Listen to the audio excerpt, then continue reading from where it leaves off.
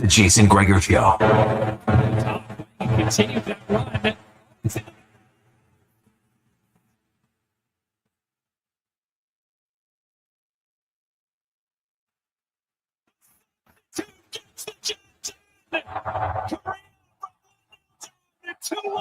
On Sports 1440. That's the spare back in with our host. Fits the top in front. Here's the shit.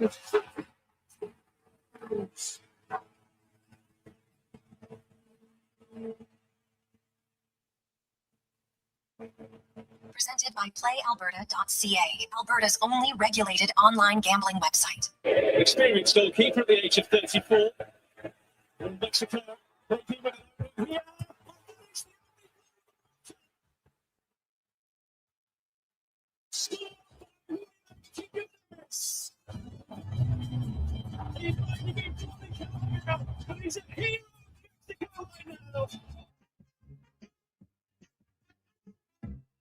A positive Friday. How are you? Welcome to the Jason Gregor Show on Sports 1440, sports1440.ca, YouTube, Facebook, X, Instagram. Thanks as always for listening. Thanks for watching the show. Say hi to the deck man over at YouTube or on our YouTube chat, Facebook as well. Give a thumbs up and a subscribe. That would be fantastic.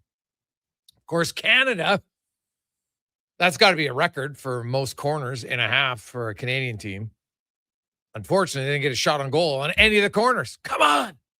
A little bit better execution there, man. David had a good chance. They've had a few decent chances, but Trail, as Bosnia and Herzegovina scores on their only corner of the game. Maybe they had another one. I can't remember, but they score, so it's 1-0. Canada is down at the half, so they will need at least one to get a draw here in the second half, the opening game for Canada at the 2026 World Cup. They need some better finish. They need to do. So we'll touch on that. We got a loaded show for you. Shenpeng is going to join us. San Jose, the Sharks owning the number 2 pick. There's rumblings about San Jose and Nurse. I'm not sold that Darnell Nurse is going there. Actually, I'd be very stunned, to be honest, if he ended up going to San Jose. I think he's going to end up going east. The Eastern Conference. That would be my guess for Darnell Nurse. But we'll talk about the Sharks as we are exactly 2 weeks away from the NHL entry draft, as San Jose currently holds the number 2 pick. We got some stats of the day. Eric Erlinson will join us from Tampa Bay. Talk a little Lightning. What's their plans in the offseason? What's going on with Hedman and others? Who they're looking at in free agency? And more. Low Tide will be by. Craig Button, Spec, Steve Sandor will break down the World Cup. Hopefully we'll have a Canada draw at least and maybe a win to talk about with Steve later on. 5 questions. Wanye Gretz will be by. Yesterday, early on in the show, we had a little humor as Low Tide just kept walking in studio aimlessly around looking for his phone. So yeah, I see him today. Hey, LT, did you find your phone? Yeah, it was in his pocket the whole time. Oh my God, I was dying. Oh, because I know that feeling. Most of us have misplaced our phone at some point, and a lot of people have a lot of stuff on there. I'm kind of a phone minimalist. Text, call, got a little bit of stuff, but I don't do very much on my phone, to be honest. I prefer not to. I don't like it. I like to put it down as much as I can. Obviously, with work, you can't always do that, but it is a little unnerving for some when they misplace the phone. You don't lose it, you just misplace it. And then he had it on vibrate. I think LT, he might have to get a watch, because then all you do is you hit the button and searches, and all of a sudden your phone beeps. Impossible to miss. Impossible to miss. So, also on the program, the Vegas Golden Knights are 1 loss away. Now, this could be the 3rd time in 9 years that the Stanley Cup has been awarded on the ice in Vegas. Washington won it in Vegas back in 2018. And then Vegas won it on home ice in 2023. Carolina can have themselves quite the party in Vegas with a win And that was, I think, the kind of the most dominating game so far of the series last night for the Hurricanes. They got goals. Hey, Cons, who do we call? Mr. Stahl. He's rolling right now. And I like Taylor Halley goes, hey, this is not earth-shattering, but I think the first team that's going to limit the other one to 1 or 2 goals is going to take control of the series. And they did. Now, Vegas opened up the scoring 6 minutes in.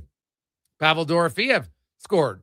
But then Jordan Stahl, Svechnikov, Aho, Svechnikov again before Dorofeev made it a little bit interesting late in the third period.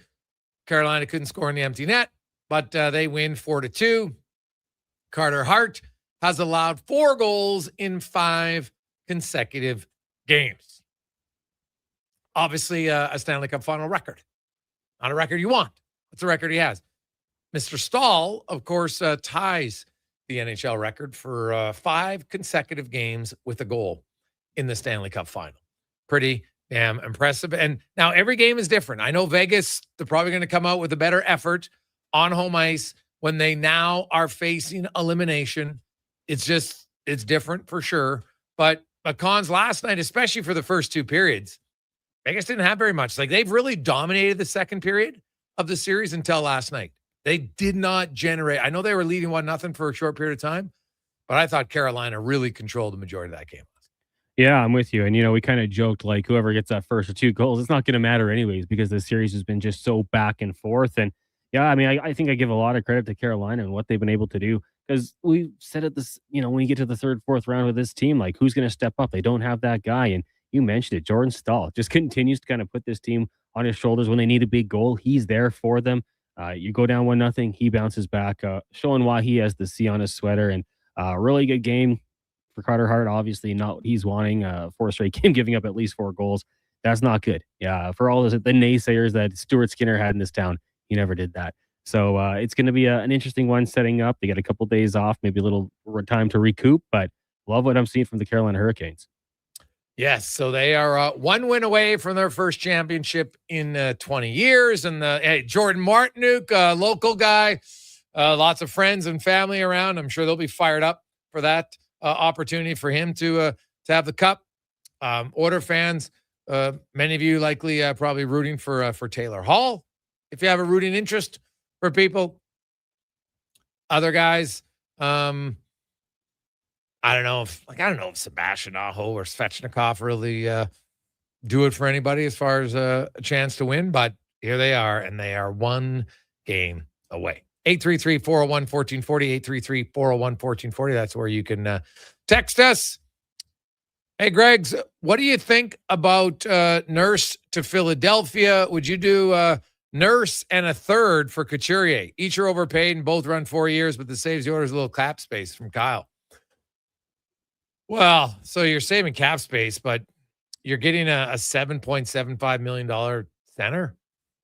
I'm not sure that's a great, and you're giving up a 3rd rounder for that. Like, why? Like, you're giving up the guy just because you're saying it's $1.5 million more in cap space. Like, yeah, Philly, I'm not sure is a cap team. That's not a trade that I would jump at if I was the Edmonton Oilers. I don't. That doesn't really help you anywhere. You get a guy who's really overpaid for 4 years. Yeah, you save $1.5 million, but that's it. And you get a player who's going to play fewer minutes for your team. No, I don't love that trade. I see why, and it's fair because at least it's one you consider, because it's not this is a trade that clearly benefits the Edmonton Oilers by any stretch, but I don't know how much Couturier has left, number one. And I know they could use the 3rd line center, but Nugent Hopkins might be their 3rd line center moving forward. I could see that possibility happening for this team. I do think Nugent Hopkins, whoever the next head coach is, I think his total combined minutes played, I think need to go down a bit. That would just be, that'd be my guess on that. So we'll see. If you look at it in the in the regular season, Nugent Hopkins was, he played 19 minutes a night. Like I think it's a little too high. If you're going to take him off the penalty kill, you got to have somebody on the penalty kill. I think Nugent Hopkins is quietly very good on the power play. I think sometimes maybe he gets overlooked. He makes a lot of smart plays. He can shoot from that side if need be, but he makes a lot of smart plays on the ice. So might want to reduce it. And now, if he's not on the top line, that's going to reduce some of his minutes. But he's probably more of a 17-minute player for me heading forward. So Couturier, I'm not sure that does it for you. Now, Con's big collision here with the goaltender coming in, punches the ball, and then he hammers into the Canadian. I didn't see who it was. And what's going to be the call here, Cons? Anything you think? It was Oluwaseyi there coming in on a through ball, close to offside. He got punched in the head. Keeper's trying to play the ball, and he took 2 fists to the head. Okay. Went down, and then I think they caught knees. Looks like nothing. Nothing. Okay. I was advocating for a penalty, but I'm a little biased here. Fair enough. It's okay. When it's for your country, I think everybody can do it. It's all right. One other thing I'd note today, and I'm very curious because now this is what I like about the voting being public, and it doesn't change anything because he's still on it. But how is Matthew Schaefer not on someone's ballot for the all rookie team? Honestly, how can anyone out there rationally say that he wasn't one of the 2 best rookie defensemen in the National Hockey League this year? Like he tied the NHL record for most goals by a rookie defenseman ever. So he was like, he's on a team, he's 59 points, he's plus 13. So you look at it, Nikishin had 33 points, Zeb Muim had 26, Levshinov had 24. Sandin Belika had 20. Like, which 2 defensemen could you realistically put ahead of Matthew Schaefer? In any argument. Minutes played, Matthew Schaefer, 24-41. Goals, 23. 11 for Nikishin, 6 for Beam. Assists, 36 for Schaefer, 22-20 for those 2. Points, 59, 50, 33 to 26. And Boyum's minus 33, right? Levshinov's minus 41. Like, what are you doing? I'm sorry, but you lose credibility when you make a decision like that, right? Demidov was unanimous as one of the top 3 rookie forwards. I don't have an issue with that. I thought the forward group was Demidov, Seneca, and Snuggerud, and Ryan Leonard. You probably would have switched between those 2, maybe, sure, but Matthew Schaefer, are you kidding me? And that's as a voting member of it. I'm curious now myself. Got to get the guy on the show because you have to explain how you could leave somebody like Schaefer off to say, okay, which 2 defensemen were better? Based on what? That would be my question. Based on what? And like, are you doing it because you didn't want someone to be unanimous? Like, why? Like, why does it matter? Shouldn't care. Just for me. So, hey, Gregor, what about Matejchuk and some picks? Bringing a young mobile D for Nurse from Walt. Walt, you know what? When you look at that trade from the outside and you say, okay, Columbus, what do they got on their back end? They've got Werenski, they've got Provorov, they've got Severson, Fabro. So if you're bringing in Nurse when you've got Werenski and Provorov, I'm not sold that they need him in that regard. Unless they're going to play him in third pair, which would seem a little off to me. Now, Provorov can play the right side. So I guess you could say, hey, you know what? We'll just put Dante Fabro in our third pair, and we'll have Werenski, Provorov, Severson, and Nurse in their top 4. Denton Matejchuk is a young D-man. I obviously you like the youth of it. He's a smaller defenseman. And that's probably my only concern. How did that not go in, Connor Halley? defender stopped it, and then he hit it off of his crossbar. Yeah. What the? Deflected right in tight there, too. Yeah. That is awful luck for Canada right now. I don't know how that didn't go in, and how the defender, when he shot that ball, didn't go into his own net rather than just off the post and not even down, like off the crossbar, down into the net, off the crossbar, out. Oh, my goodness. Canada's coming close right now. We'll come back. Shen Peng will join us. Who are the Sharks looking at?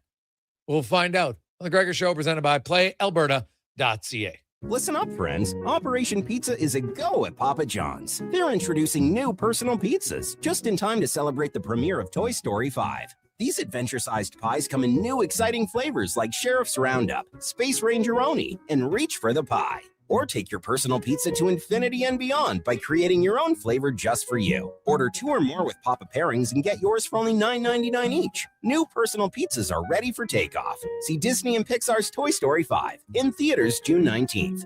With Play Alberta, backing the home team goes beyond the bets. That's because your picks have provincial impact.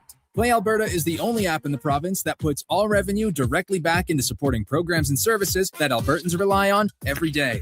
By investing in the General Revenue Fund, every play, bet, and buy made on Play Alberta helps make a difference across the province. Visit playalberta.ca/Gregor to learn more. That's playalberta.ca/Gregor. Must be 18 plus to play. If you gamble, use your game sense. Get ready for a night of rock with the Gene Simmons Band. Monday, November 30th at Silent Ice Center in Nisku. The Gene Simmons Band, performing your favorite classic hits. Monday, November 30th at Silent Ice Center in Nisku. Tickets on sale now at silenticecenter.com. Don't miss the Gene Simmons Band. Just in time for the big game.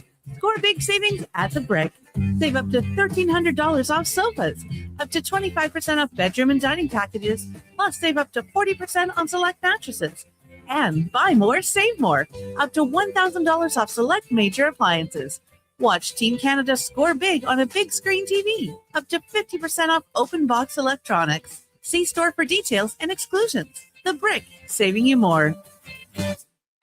The longest running basketball show in Canada airs every Saturday morning at 10 on Sports 1440. Hoop City with Paul Sir introduces a new generation of basketball talk, and it's right here on Edmonton's home for sports, Sports 1440. Wondering what you can afford? Let Go Auto do the math with our free car loan calculator. No pressure, no awkward convos, just quick answers on your budget and payments. Bad credit, no credit? We got you. Text CHECK to 780-777-7777. That's CHECK to 780 all 7. Find out what you qualify for and start shopping with confidence. Go Auto. Drive what you love with payments that make sense. Hey there, I'm in the Fountain Tire sidecar, making a list of the things I'm doing this spring. 1. Saving you money, with up to 20% off select tires until June 13th. 2. Water skiing, tricky in a sidecar, but fun. And 3, saving you more money with mail-in rebates of up to $100 off a set of 4 select tires and $50 off a $150 service with the purchase of 4 select tires. Oh, that's 4 things. Oh well, restrictions apply. Book online at fountaintire.com. Fountain Tire. We're on this road together, Canada. And here comes Action Electrical Service Team sprinting onto the scene. These are your first responders for any electrical emergency. That's right. With their fleet of service vans and specialized gear, they assess, they service, and maintain electrical lighting and automation systems. They're all about rapid response. Quick diagnostics and repairs to restore power and safety fast. Hire the Action Electrical team to bring home a win for your project. Visit actionelectrical.net. Photographers, start your cameras. Vision Credit Union's annual photo contest is back. We're asking you to show us the people, places, and moments that made you glad you chose this rural life. Maybe it's the view from your farm, a walk down Main Street, neighbors pitching in, a weekend at the rodeo, or a sunset down a back road. Share your photo to show why life in rural Alberta is a choice worth celebrating. Enter and vote at whatsyourshare.ca. Think a quality golf cart is out of your budget? Think again. At the Golf Cart People, we have a fantastic selection of fully inspected, pre-owned carts starting at just $4,500. Choose from gas, electric, or lithium-ion power to fit your lifestyle. And the best part, every used cart comes with a 1-year warranty for total peace of mind. Why wait? Get the cart you've always wanted today. Visit the Golf Cart People. Find out more at golfcartpeople.com. School's almost out, and road trip season is just around the corner. But if your brakes sound like they're grinding harder than a hockey fourth liner, it might be time to visit Napa Auto Parts.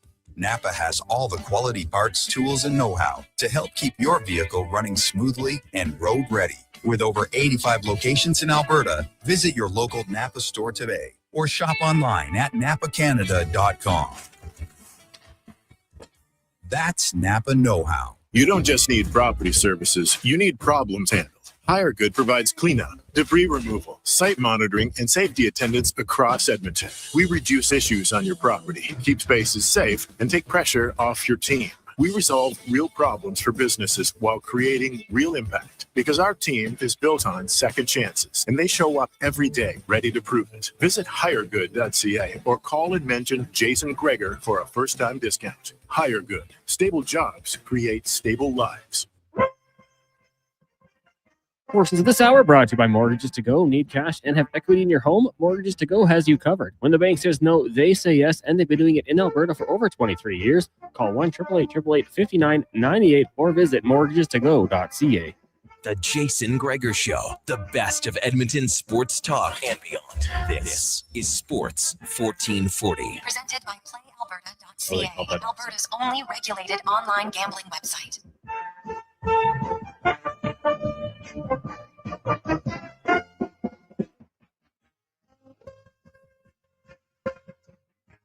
2:21 on a positive Friday. Good afternoon. How are you?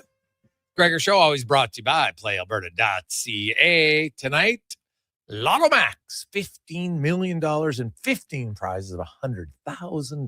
So up for grabs. Get your tickets at PlayAlberta.ca. As Canada still looking for their first goal of the game, first goal of the tournament. But hey, Staffelberg has just drawn in, and we'll see if that can add a little offense. Did they take Jonathan David out? Did I see that? Yeah, they did. Wow. Bringing in practice. Ooh. Sorry, promise. Promise. And sorry, you know Staffelberg's nickname? No. Maritime Messi. So watch out. Oh my God, Maritime. No one really calls him that, though, do they? That's a good. That seems like a select few who would call him that. That's a lot to live up to. Lots to live up to. So classic. Let's go around the NHL. Brought to you by McDonald's. And heads up, the Collingwood McDonald's is renovating now until the 23rd. You can still grab your faves at the Westgate McDonald's on 90th Avenue. That is McDonald's, where you can get a $1 cone. Just download the app anywhere. $1 cone. Now, Shen Peng joins us. We are 2 weeks away from the NHL entry draft. The San Jose Sharks, of course, due to the draft lottery, have improved their stock rather nicely, similar to the Toronto Maple Leafs, as Toronto moved up to number 1. And the Sharks have moved up to number 2, which has led to lots of speculation. And guy who covers the Sharks very well, Shen Peng, joins us from San Jose Hockey Now. And Shen, what would you say?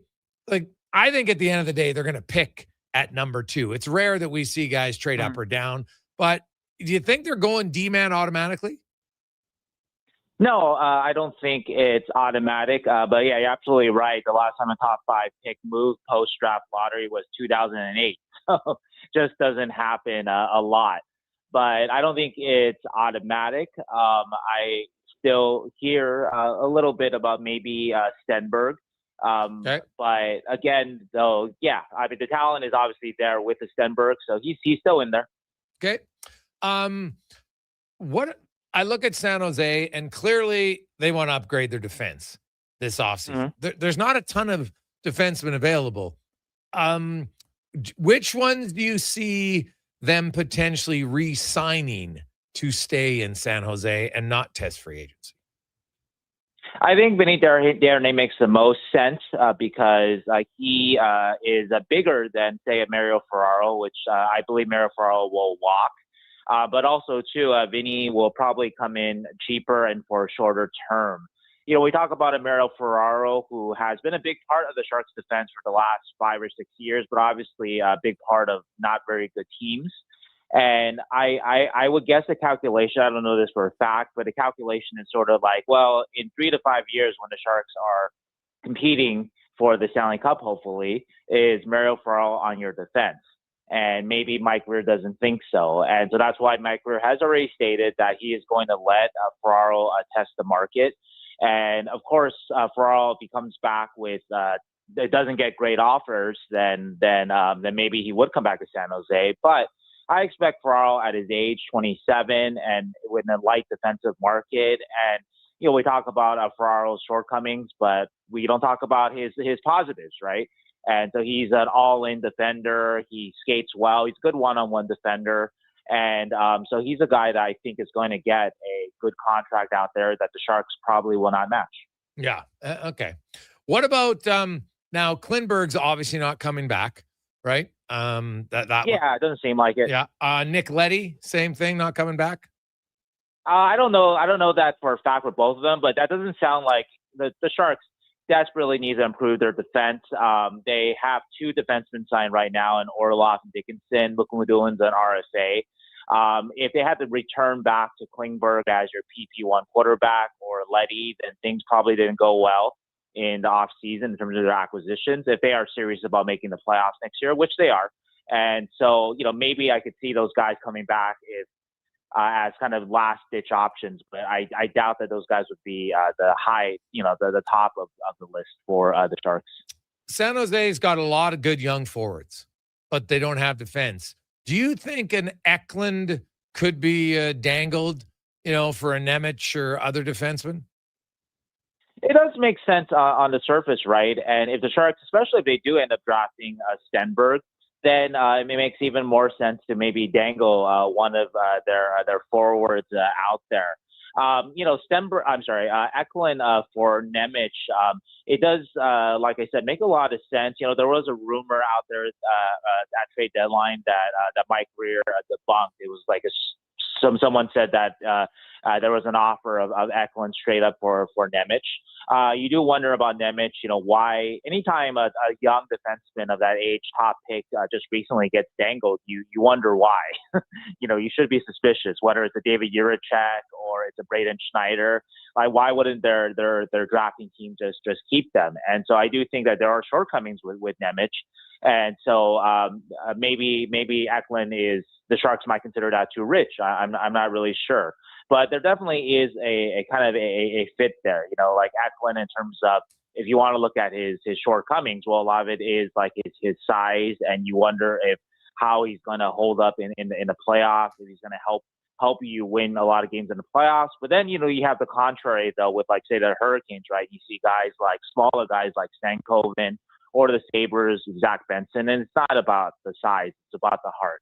And Eklund does have that, I think. And so I don't think it's cut and dry that the Sharks would move on from him, but he is kind of a guy that kind of comes up a lot, though, or people think about a lot, just because, he's not Macklin Celebrini, and he's not kind of a bruising power forward type like Igor Chernyshov.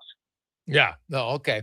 So, any names, because the free agent market isn't overly deep for defensemen, right? There's obviously some, but there's not a boatload. Now, the Sharks have money. They are going to have to re-sign Macklin Celebrini, and he's going to command and deserve some, I think, a pretty significant raise. I think we would all agree with that, and that's probably like the easiest decision they have. But like Darren Radish, there's Ryan Shea. There's not a ton of D-men. Is there any names you've heard that you think could be fits for the Sharks in free agency?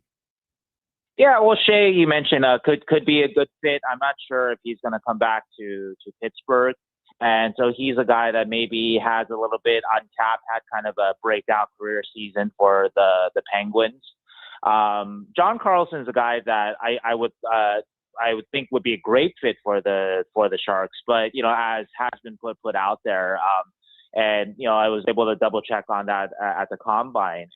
And Carlson seems to want to go back east, or if he does go back west, it's strictly to the Ducks, which he had familiarity and success with them last year. And so I think that probably could rule out the Sharks, because Carlson is a guy who's going to have no shortage of suitors. So I think a Shea makes sense. Radish obviously makes sense, but he's going to be pretty expensive. And so he's a guy that if you're going to sink 7 years, throw 7 years at him, you better be sure that this guy is, if not a number one, but at least a top pairing defenseman for most of the contract. What's their plan in goal? I think it's the same as last year. They're going to hopefully improve the defense to make life easier for Askarov and Nedeljkovic. Obviously, it was a up and down season, especially for Askarov. He didn't kind of take the net in a way that you kind of hope a top prospect would, but he showed also excellent flashes though too, which is I think about what is fair to expect out of the top prospect. You want to see the highs, which you definitely did see. And he got obviously a lot of game experience at this level. And so you need to see some growth next year. And the Sharks need to help him because the defense still was not good enough last year. Yeah.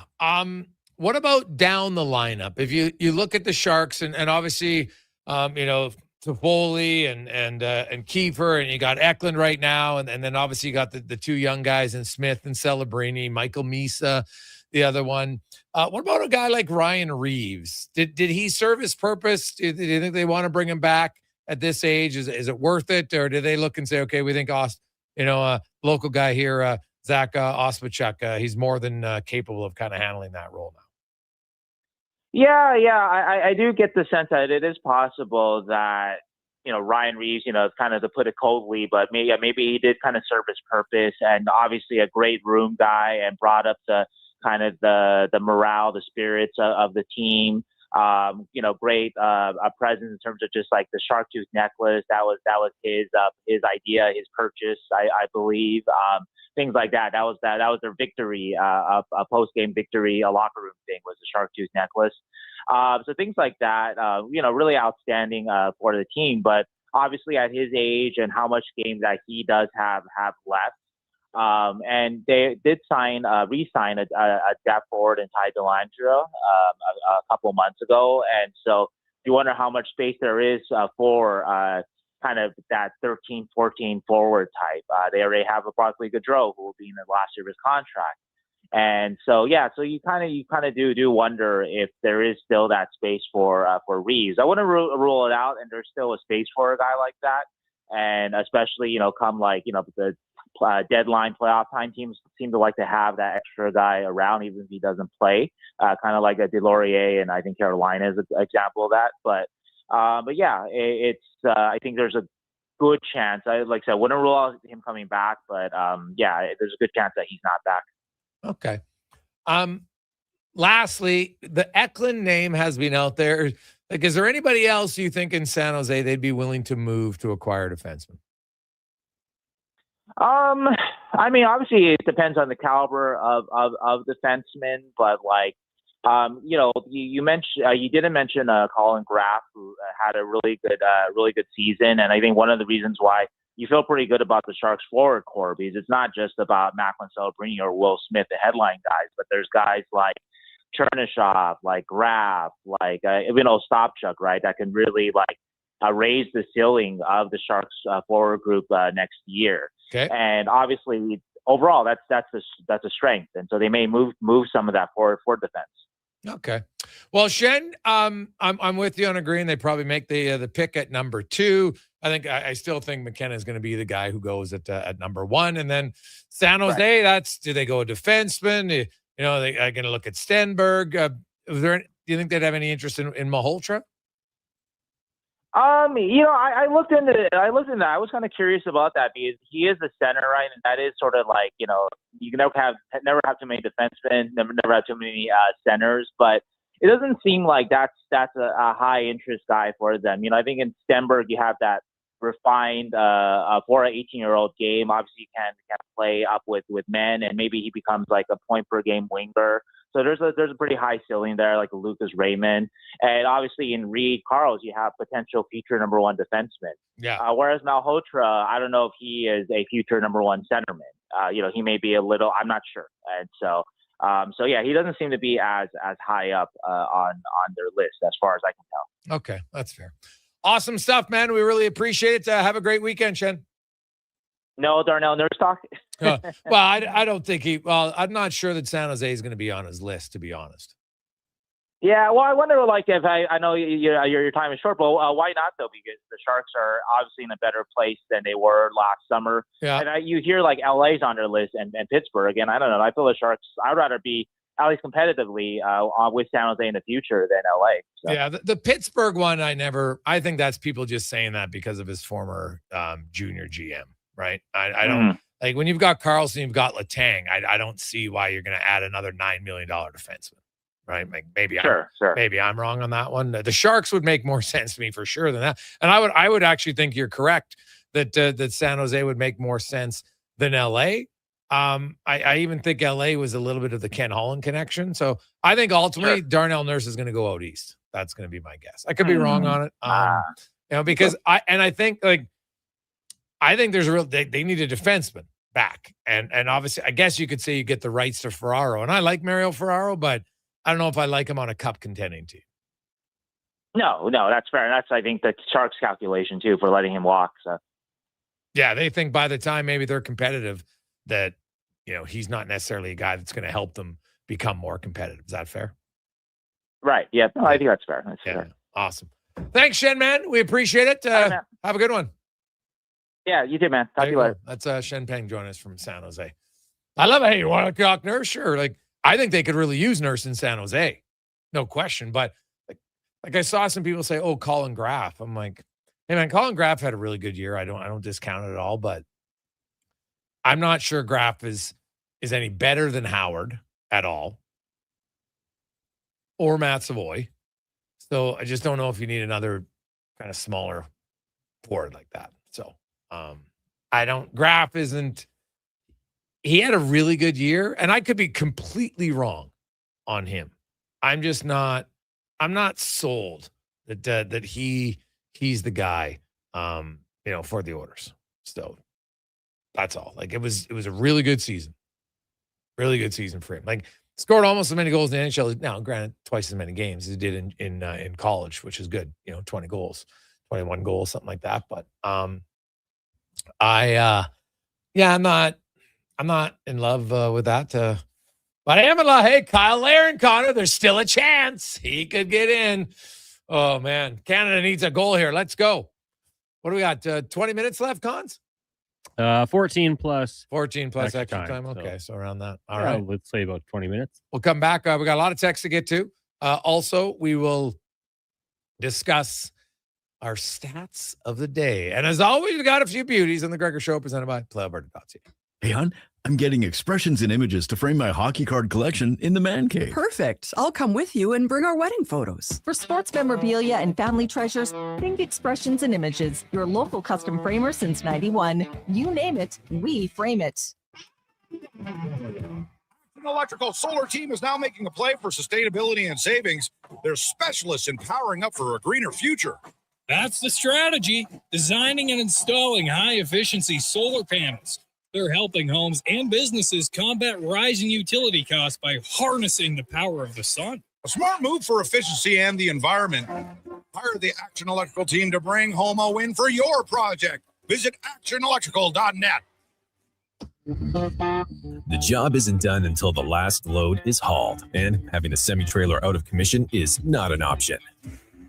Whether replacing or adding to your convoy, Edmonton Trailer has a huge inventory of new and used semi-trailers, trusted by the gravel, logging, oil field, fluids, and freight industries. Find a trailer right for you online or at one of their 3 locations. For sales, service, parts, rental, and finance. When you're in it for the long haul, Edmonton Trailer. Cheering on Canada, Mexico, Australia, France, England, Brazil, Germany, Spain, and the rest of the world at the Druid Irish Pub. Your World Cup headquarters. Wear your colors, cheer on your team, and enjoy $6.50 Heineken every game. Plus, your chance to win a ton of World Cup merch, Including hoodies, jerseys, soccer balls, and more. The Druid Irish Pub, your World Cup headquarters. Bringing Edmonton together, one soccer game at a time. The Druid Irish Pub. Cheer with us in the Mercer Building across from Rogers Place in Ice District. There's one game that kicks off summer, June 20th at Play Alberta Field at Commonwealth Stadium. The Elks home opener, Elks Alouettes, presented by James H. Brown, Alberta Injury Lawyers. Lock in your tickets now at goelks.com/tickets. Our city, our year. Say hello to your new favorite drinks. Introducing new McCafe Refreshers. Icy cool, undeniably refreshing, and available in 3 flavors. Strawberry watermelon, mango pineapple, and blackberry passion fruit. Only at McDonald's. Mr. Rooter buries evidence in the desert. I didn't mean to do it. I was forced into it. Yeah, forced. But now, no one will ever know. You've done well, Mr. Rooter. You did something awful, but you covered your tracks. It's done. The last transcript that shows I did a semester of electrician school. Uncover evidence of the proudest plumber, Mr. Rooter. We just dropped a massive payload at NISQ 4. It's time to unload some deals at the Truckload of Savings event. If you've been waiting to upgrade, we've backed up the savings with unbeatable offers on our toughest Fords. Right now, haul away exactly what you need and take advantage of massive price drops across our entire lineup, including the legendary Ford F-150 for the job site or the weekend getaway. Shop the Truckload of Savings at nisqford.ca. Nisq Ford, above expectations. Legacy Heating and Cooling is serious about cooling. In fact, we offer multiple ways to cool your home. So you better call Legacy. Call Legacy. If you're looking for traditional air conditioning, we got you. Call Legacy. Call Legacy. Or ask us about a heat pump to help you heat and cool. Call Legacy. Call Legacy. Cool with AC or cool with a heat pump. Cool your home with Legacy Heating and Cooling. The funny thing about hitting the road to leave it all behind is you don't really want to leave it all behind. So Sherwood Honda has the SUV with plenty of room for all you want with you. Think Honda CR-V, the Honda Pilot, or maybe even a Ridgeline truck. With this kind of lineup, you can go where you want and bring all you want with you. You sure would make it easy to leave your cares behind by starting at Sherwood Honda.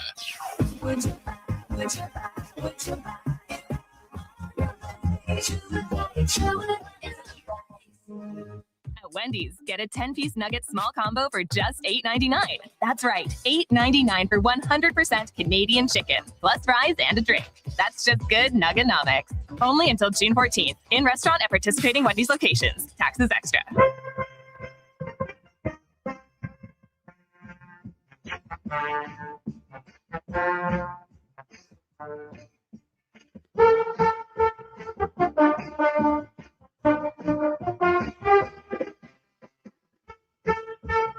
Portions of this hour brought to you by the Druid Irish Pub, Edmonton's favorite soccer home. The Druid Irish Pub is back in the Ice District across from Rogers Place. Watch all the games with $6.50 Heineken only at the Druid Irish Pub.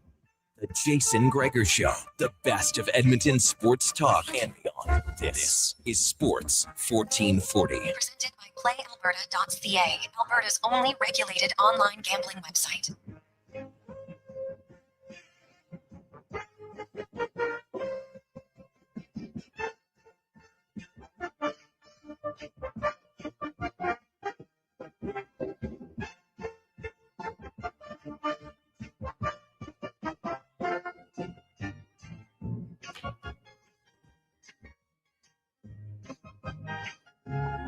Oh, baby.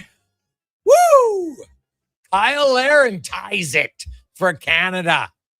Comes off the bench and oof, great shot just inside the post. And a nation, especially if you're a soccer fan, exhales a little bit. So that is a huge goal. And still 10 minutes left. Could still go for the win. But Kyle Aaron comes off the bench and scores for Canada. So I like it, Cons. I like it a lot. Yeah, 1 goal in 24 games coming into this under Jesse Marsh. And Marsh had a feeling, I suppose, put him out there, and he capitalizes. What a shot. Nice bounce off the defender's thigh as well. But who cares? It does not matter. Oh, but it was a really nice play, though, to set it up by Canada. Yeah, Just Robert David, a patient. little one touch. Yeah, a little Ahmed was really nice there. So huge goal for Canada. Now we'll see if they can get the victory. So I love it. 833-401-1440, 833-401-1440. You can always text us. It's Gregor Show presented by PlayAlberta.ca. Hey, Gregor, imagine how good Nurse will look on the Vegas blue line. Torts will get him playing at the huge edge, especially versus the Oilers from Brew Crew. First of all, they would never trade him there. They don't have the money. Second of all, I keep hearing that Tortorella might not be going back to Vegas. I know it. Like, you're like, what? Well, they really like their head coach in Henderson, right? They're big fans of it. So I need to see it to believe it, but I've heard it from multiple people that they don't think it's that Ryan Craig, they're super high on him, and they might just promote him to head coach, which would be wild. And I guess they'll say, hey, Tort served his purpose. He came in, got us on the right track, and went all the way to the cup, but this is our plan. So they always do things unorthodox, for sure. And you can't really argue with the success they've had. 3 Stanley Cup finals in 9 years. They've won one, they've lost one, and currently trailing 3-2. Hey, Gregor, on the coaching front, what do you think about Sutter? He has all the qualities, hard-ass cup champ, but he's coached more recent, no crazy baggage, and his team, by expected goals in his last 9 coaching years, have always finished top 9. His Calgary years were very good analytically. He's had better and more recent success than Babcock. I want the Oilers to look there, but not sure if he wants to coach from Kyle. Yeah, it would be interesting. I wrote about it yesterday at Oilers Nation. In the, it's been a circus. Daryl would come in and he's very straight-laced. I've always gotten along with Daryl. I know that, he can come across as crusty at times, but man, when I first started out, it was a different time. Like, the game has changed so much, but you used to have that, you'd sit in the crowd, you're watching practice, and lots of, like, Daryl would come up there sometimes when the other team, and he would just shoot the breeze. And, him and I talked cows quite a bit, actually, funny enough, and then talked a lot of hockey. And he was awesome, honestly, for a young guy early on. Now that's like, we got to go back to like the early 2000s when that was happening. It was just different now. You don't see opposing coaches come up and sit, and all of a sudden it's like it's being frowned upon to watch, which I kind of find funny. But I always got along with Daryl. Great. And you know what? I talked to guys in LA when they won, and they're like, you know what? Yeah, he could be hard on guys for sure, but he wasn't demeaning at guys, but he was pretty staunch on if he believed something, that's what they were doing, right? So dry sense of humor for sure. Would I take Sutter over Babcock? To me, it's not even a question. Not even a question in my mind that I would do it. If those are my two choices, I would be on Team Sutter all day, every day. All day, every day. So, hey, Gregor, just like the Olympics, it seems almost impossible to find a goal highlight for the FIFA games. Obviously, don't have the most knowledge about media rights, but why is that? Is it more eyes and interest better for the event? Jesse, it is a great question. The Olympics was kind of a joke. I know for social media, you have to, they have to do it. Now, Team Canada, cons, they could post it, I think, right?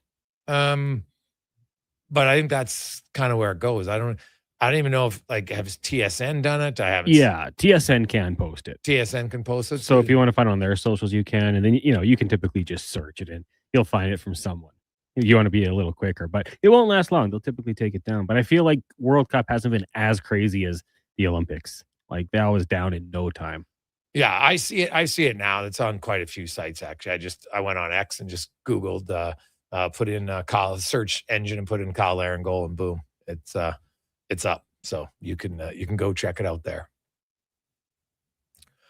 833-401-1440, 833-401-1440. Let's get to our stats of the day, brought to you by All Star Construction, founded in 2009. Sergey and Mark have just continued to grow it, expand, and have become one of the biggest in the area of, they do hydrovacing, lots of underground insulation for power, on and more. Check it out at All Star Construction. So, a few things to get to. Last night, Jordan Staal scored again. It's his 6th goal of the finals. He has scored in 5 consecutive games in the Stanley Cup final. First player to do it in 70 years. The last one, the great Jean Beliveau for the Canadiens in 1956. The Rocket, Maurice Richard, did it in 1951. And one of the great names in hockey, Cyclone Taylor, way back in 1918 as a member of the Vancouver Millionaires. Scored in 5 consecutive games. Could Staal go 6 for 6 on the weekend? We good. The Hurricanes became the 2nd team in Stanley Cup final history to score at least 4 goals in each of their first 5 games. The only other team to do it, drumroll, the 1973 Montreal Canadiens. Vegas now, they're in a hole. They're down 3-2. And you're like, you know what? You can come back, win 2 games. It's not crazy. But Carolina has played 82 regular season games, and they've played 18 playoff games. So 100 games this year. The last time they lost 2 games in a row, January 12th and 13th, on the road, back-to-back games, Detroit and St. Louis.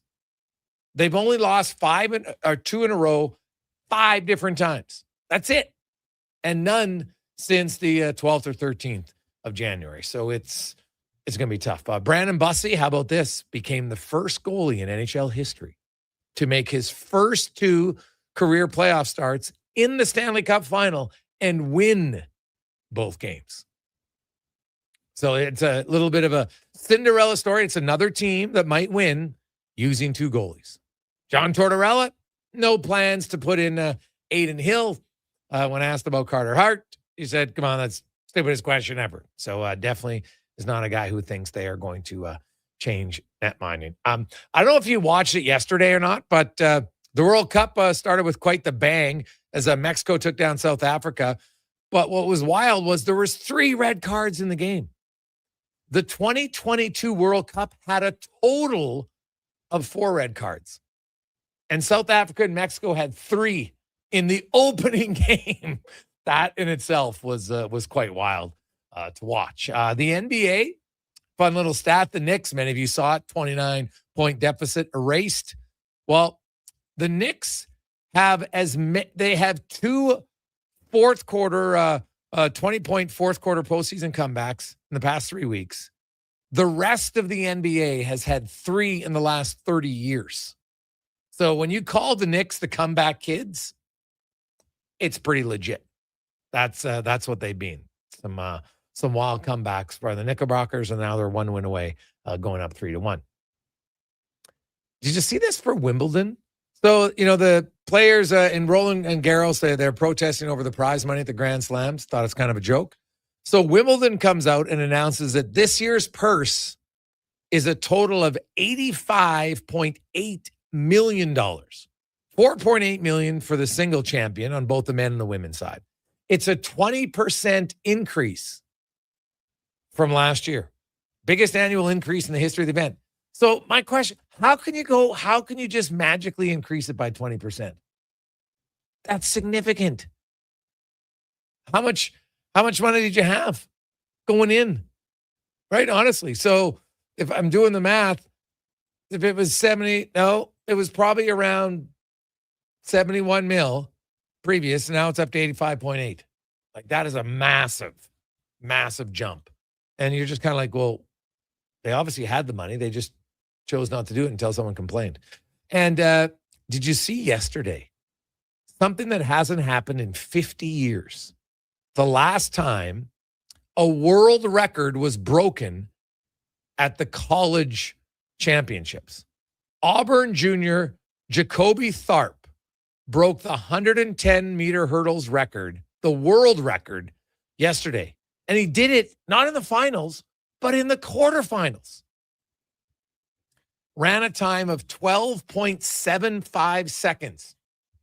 Previous record was 12.8, set back in 2012. A junior in college, 110 meters. Like, it was an unbelievable race to watch. I retweeted it. It's up on my X account. I think Sports 1440. You can check it on either one. It's there. But that is, and like you just see how athletes train nowadays. Younger, smarter. There's so much more that goes into it. We're able to maximize the potential of the human body more than ever at a sports level. And in some sports, younger than ever. It's wild, man. Absolutely wild. Hey, Greg, do you think Tortorella and Cassidy would work together? I'd be surprised. Right? You can't rule it out. Lots of teams have had an assistant coach who used to be a head coach. You know, you'd heard the rumblings that if Babcock was a head coach, DJ Smith would come in. He's been a head coach before. But Torts, Cassidy, I have no idea if they've ever really worked together, right? One's Canadian, one's American, so they haven't worked together on the world stage at all.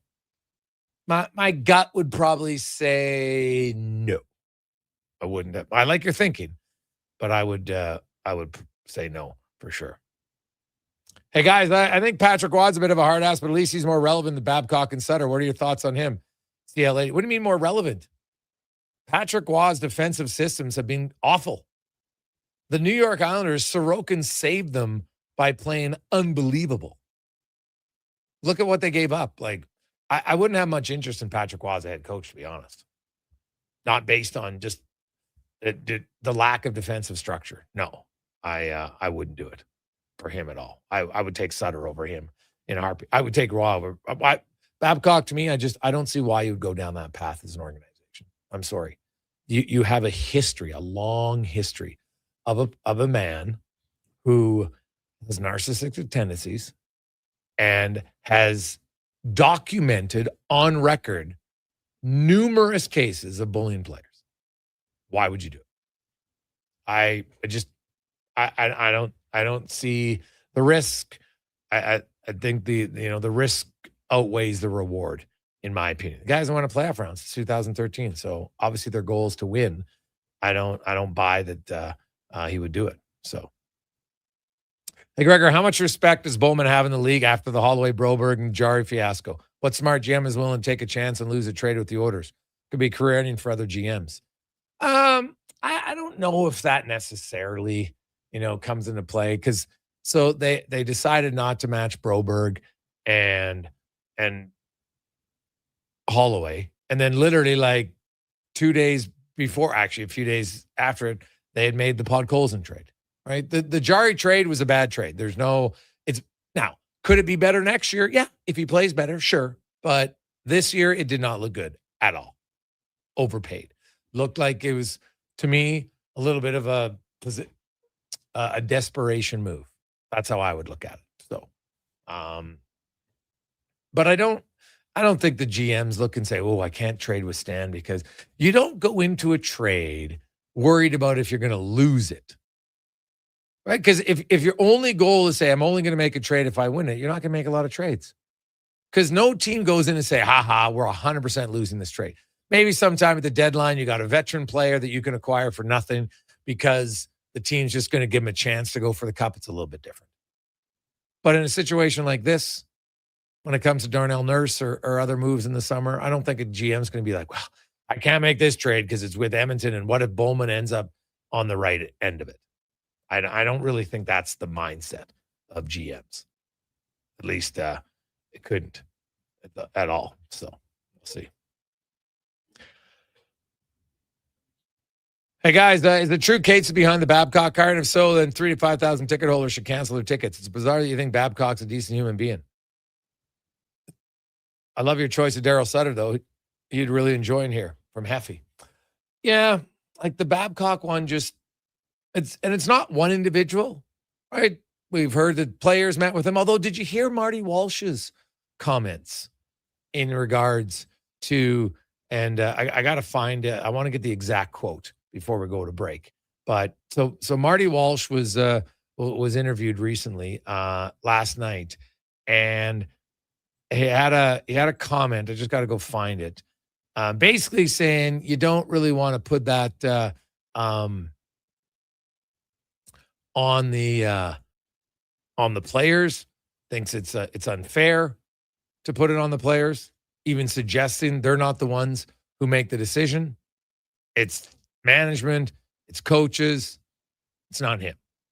So that now, Marty Walsh, because the NHLPA is doing that investigation, I think they look at it and say, yeah, this shouldn't, don't suggest that the players are the ones forcing this.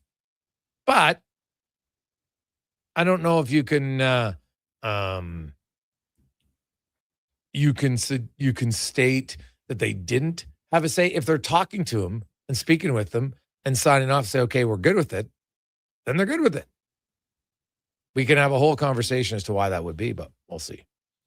Let's get to the con man and a sports 1440 update brought to you by Hire Good. If you are looking for professional property services you can feel good about, get Hire Good. Site cleanup, debris removal, seasonal maintenance, and more. Check out hiregood.ca. Hire Good. Stable lives create stable jobs. Create stable lives. Hiregood.ca.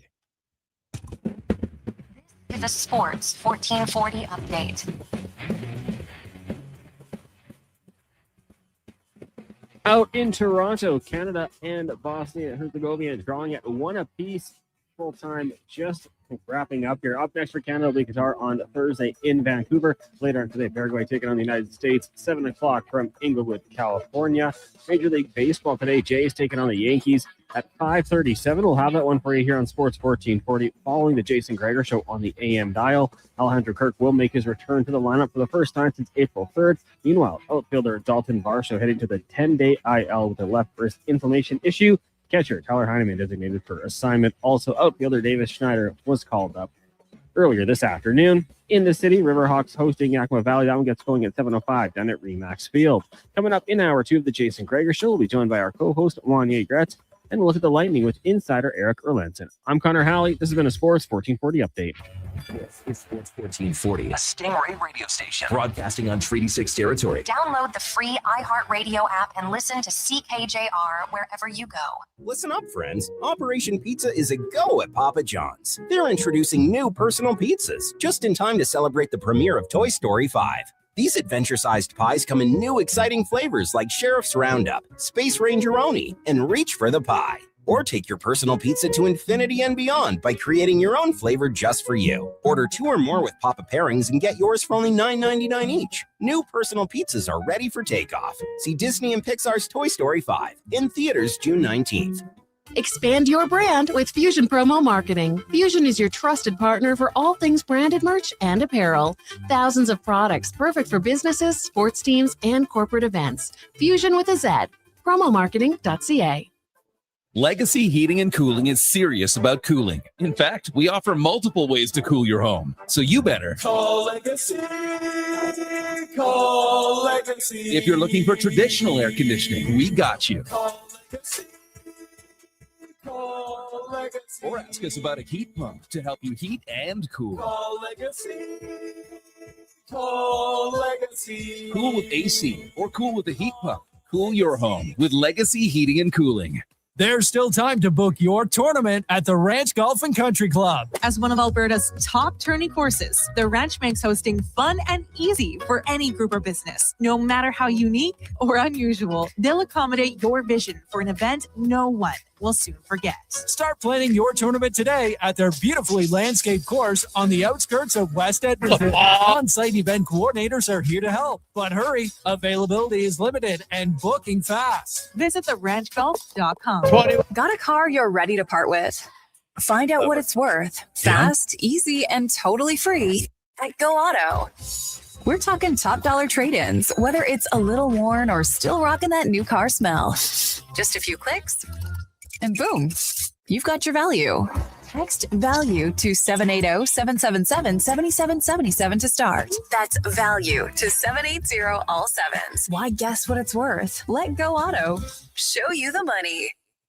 Well, get ready for a silly hockey fans. Your partner in power just skated onto the ice. EWEL.ca, the new e-commerce website for electrical wholesalers Edmonton, is ready for the power play 24/7, 365. UL skates to where the puck will be in 5 years. Now that's forward thinking. Killer selection, slamming products from the best brands, and legendary service. Don't sit on the bench. Get your account today at EWEL.ca and win that project. Plug into your partner in power. Get an EWEL.ca account today. From the local rinks to homes and businesses across the province, Alberta's rural natural gas utilities are here to fuel life affordably, reliably, and safely. We're members of the Federation of Alberta Gas Co-ops, providing natural gas to keep our rural neighborhoods warm and connected every day. It's local, dependable, and it's ours. To learn more about the Federation of Alberta Gas Co-ops and our members, and how natural gas fuels your community, visit fedgas.com. Alberta's energy. Game on.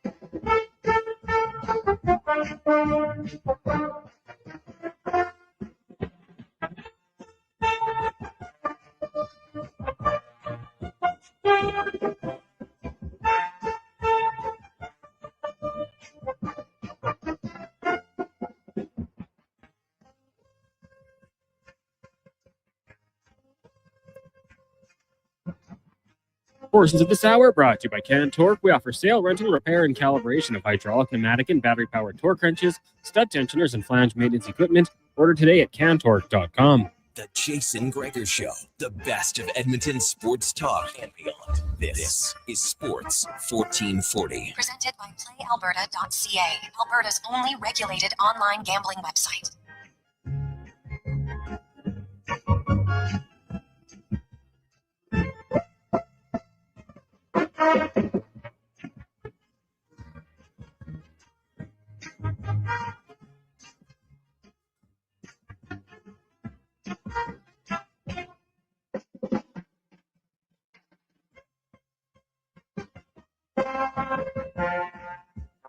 Positive Friday roll, sir. How you doing? Jason Gregor, Connor Halley, Sports 1440, sports1440.ca, YouTube, Facebook, X, and Instagram. Hope you're having a lovely Friday. If you are a footy fan, Canada, a lot of people thought this would be a game that's a draw. I think they'd be pretty happy. They controlled most of this game.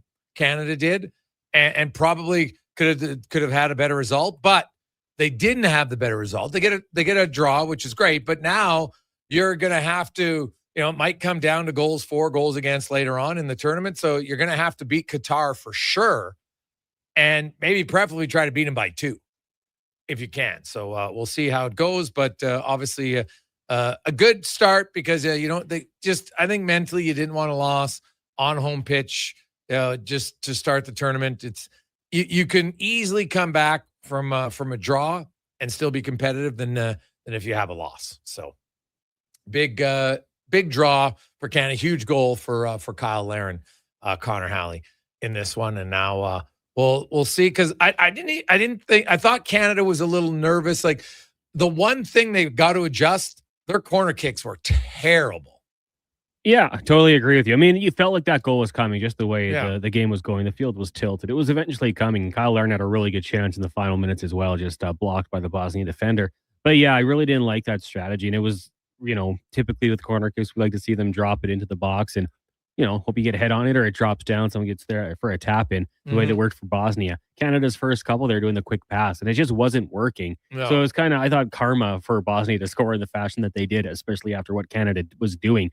They had 9 corners in the game and only had maybe 4 or 5 that actually were played into the box. I don't even think they got a shot on net on any of their corners. No, they weren't winning the battles in the air. And this is kind of a thing that I've picked up on the last few years watching this team. Like, even going back to the games in Edmonton when Alphonso Davies was taking the corner kicks, like, they just weren't strong. It wasn't a strength of the Canadian team, but you know what? They persevered through it. I thought they looked all right, controlled the possession of the game.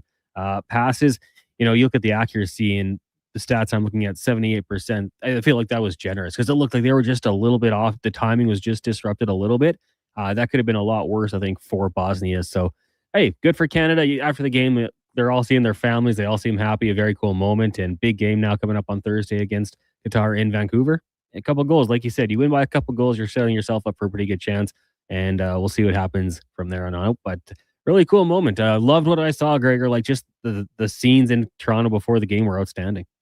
Well, yeah, the fans are into it, and I'm sure as they transfer over to Vancouver, it'll be the same thing. The Voyager fans, they travel pretty well, and I'm curious if any of our listeners have been part of the Voyagers at any point. And you sign up and you get some tickets and you go to the games, whether it's for the World Cup or friendlies or qualifiers, CONCACAF, etc. I'm just curious if any of our listeners have been part of that, and what's your experience been? Let us know. 833-401-1440, 833-401-1440.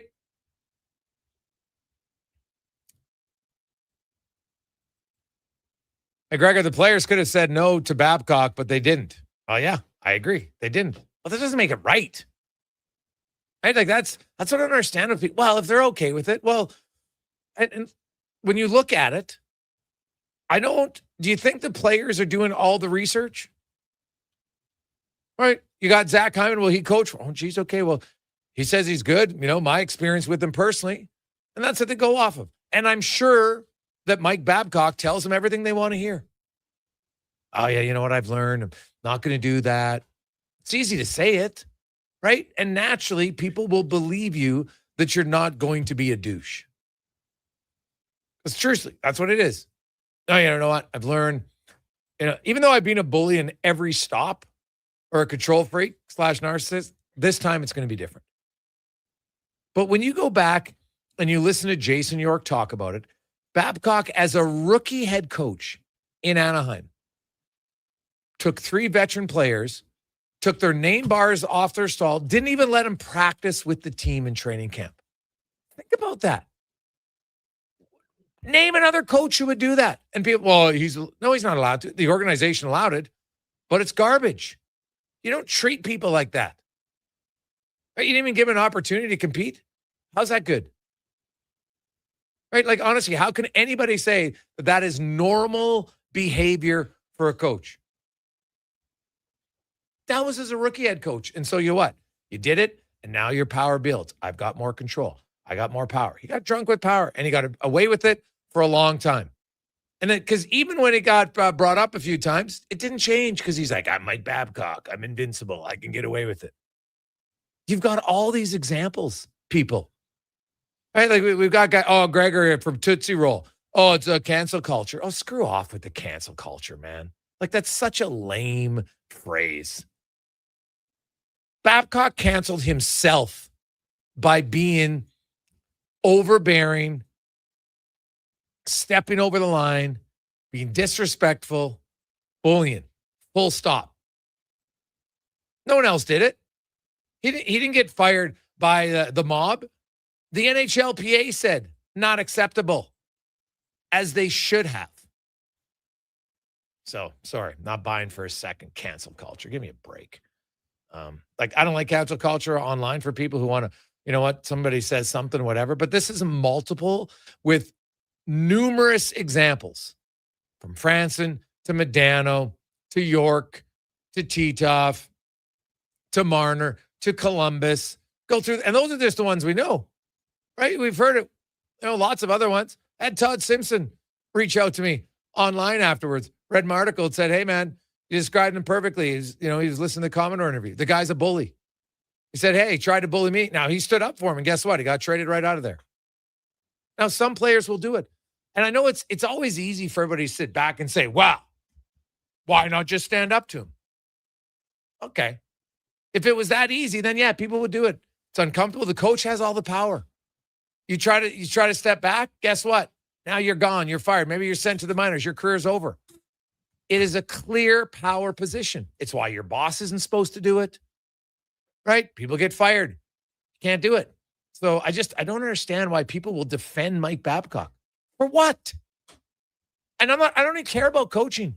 I'm just talking about the human being. How can you defend those actions? Oh, wow. He learned from it. No, he didn't. He has showed zero track record of learning from it. And then get into the fact that he hasn't won a playoff round since 2013. Oh, yeah, but he won the Olympics. Oh, yeah, with the stacked team. Oh, my God, I can't believe it. Right? Who is the head coach of the USA Olympic team this year? How did his NHL team do? Oh, that's right. They're a draft lottery team. Coaching an all-star team for a short period of time doesn't mean you're a great full-time NHL head coach. The two don't connect at all. At all. So, I just...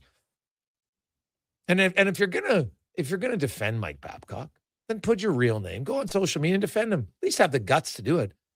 Because you talk about it, because let everybody know that you think bullying's okay.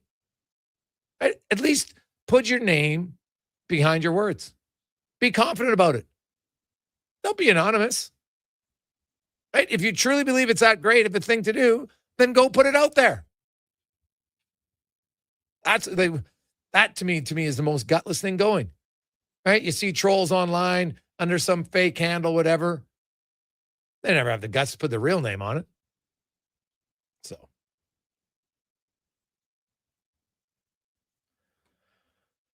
Gregor, it's misleading to label Babcock's history as a mistake. It's a pattern of abuse and authority in every step. It's not a mistake, so the second chance notion is inaccurate, if you ask me, Sam from Vancouver. Well, it's not even a second chance. If we want to quote, give him a second chance, because he never really got disciplined for the other ones.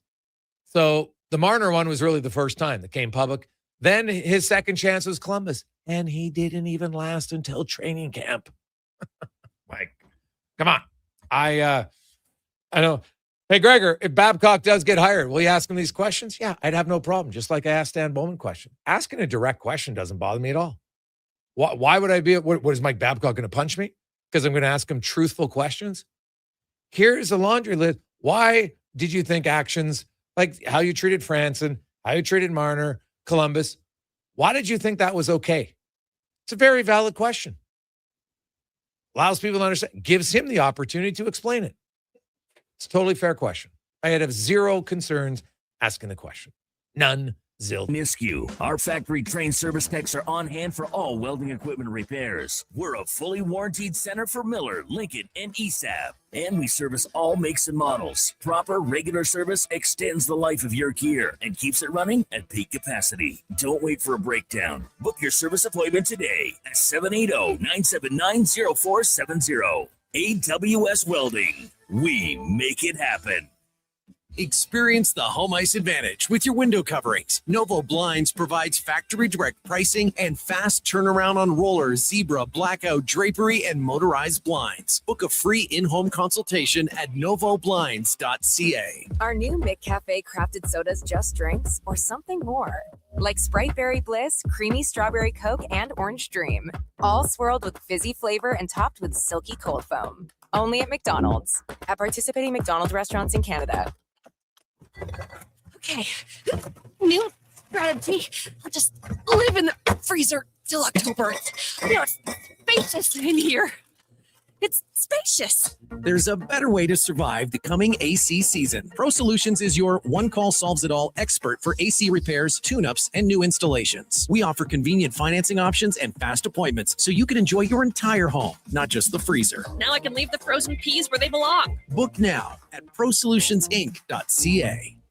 The Riverhawks are back. This week brings a theater kid takeover, a cottage-themed Pride Night, and Sunday's summertime Santa toy drive for Santa's Anonymous. Don't miss the party at the ballpark. Get tickets at gohawks.ca. I'm Colin Livingston, president of Cantork. Cantork has always been a forward-thinking company, but now that we've turned 25, I can't help but take a minute to take a look back. Thank you to everyone that's been with us along the way. The longest running basketball show in Canada airs every Saturday morning at 10 on Sports 1440. Hoop City with Paul Sir introduces a new generation of basketball talk, and it's right here on Edmonton's home for sports, Sports 1440. Saturday, June 20th is the day to be at Harley-Davidson of Edmonton on the Yellowhead Trail. Come live the legend because the HD semi-truck is rolling in, bringing you the exclusive chance to test ride the powerful new 2026 models. All you need is your riding gear and Class 6 license to ride. Be there to enter to win a 2026 Liberty Edition Heritage Classic, door prizes, and more. Don't miss the ultimate ride event of the summer. Locally owned and operated since 1980. Visit Harley-Davidson of Edmonton on the Yellowhead Trail or at hdedmonton.com.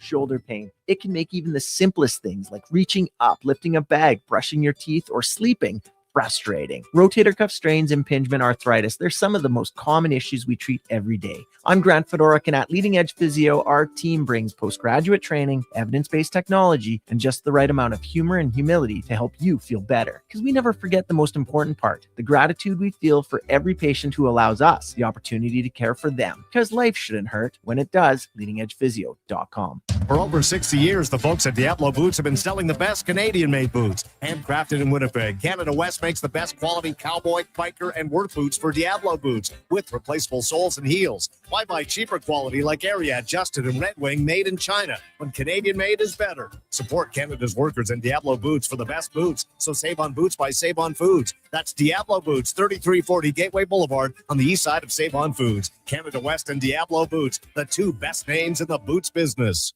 At Wendy's, get a 10-piece nugget small combo for just $8.99. That's right, $8.99 for 100% Canadian chicken, plus fries and a drink.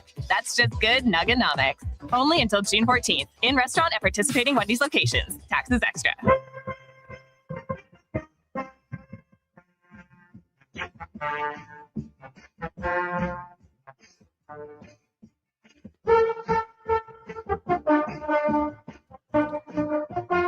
Portions of this hour brought to you by Emerald Equipment. Emerald Equipment is Edmonton's newest dealer for Yanmar. Don't quit. Get your new Yanmar compact track loaders with ASV Posi track at Emerald Equipment.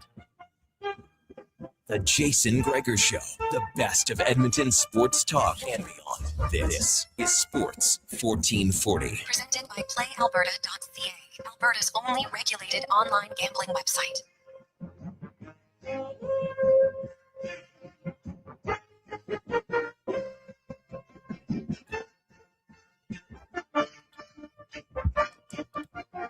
$3:20. How are you?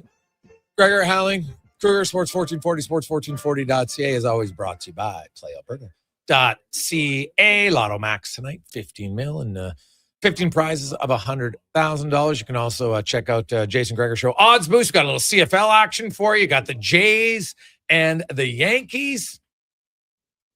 Also, a big one with Nathan Lucas, Clement, a real long shot one with Ernie Clement getting a double. Guerrero over 2 total bases. Luke and then Nathan Lucas getting over 3.5 total bases, which means he's going to have to get a triple and a single or 2 doubles or maybe a round tripper.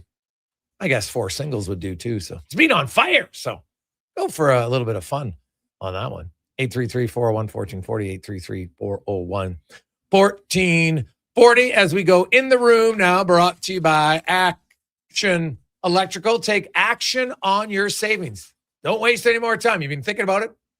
Commercial building? Want to get solar on it? If you can qualify for up to 30% federal tax credit and accelerated capital cost allowance benefits. Learn more, actionelectrical.net. And the one team you can never count out when it comes to trade rumors, especially consider like they might be losing Darren Radish. We don't know about Hedman and what his future holds. Hopefully he'll be fine, but you never know. So Brisebois, they're not afraid to make some big deals. Could Darnell Nurse be going there? You never know. So we'll talk about that and some other deals with the offseason continues on. Eric Erlinson joins us from lightninginsider.com. Eric, welcome back to the show. I guess let's first of all start with Radish. Do you think he's going to go to free agency? Do you think Tampa's going to sign him? He's probably going to head to free agency. I mean, especially when you look at the free agency market and what he could command on the free agent. I think he owes it to himself to do it. Certainly he's a good fit here. Setting off one-timers off of passes from Nikita Kucherov never hurts anybody's career for sure. But I just get the sense that with the potential of what he could make in the open market compared to what he could get here in Tampa, I think it's more likely he ends up somewhere else than he does back here in Tampa next year. So let's look at his season, and obviously he's got an absolute cannon of a shot, but that's just one element of his game. Where else did he take big steps forward in his overall play? Well, the bomb shot has always been there. Yeah. He worked on his accuracy, right? That's the big thing is he finally started putting it on net on a more consistent basis. And that's what led to the 22 goals this year is being able to do that and work on that and get better at that. That was the big reason for the jump in the offensive numbers. But the whole reason he got to play 22, 25, sometimes 27 minutes a night is because of his improvement in his own end.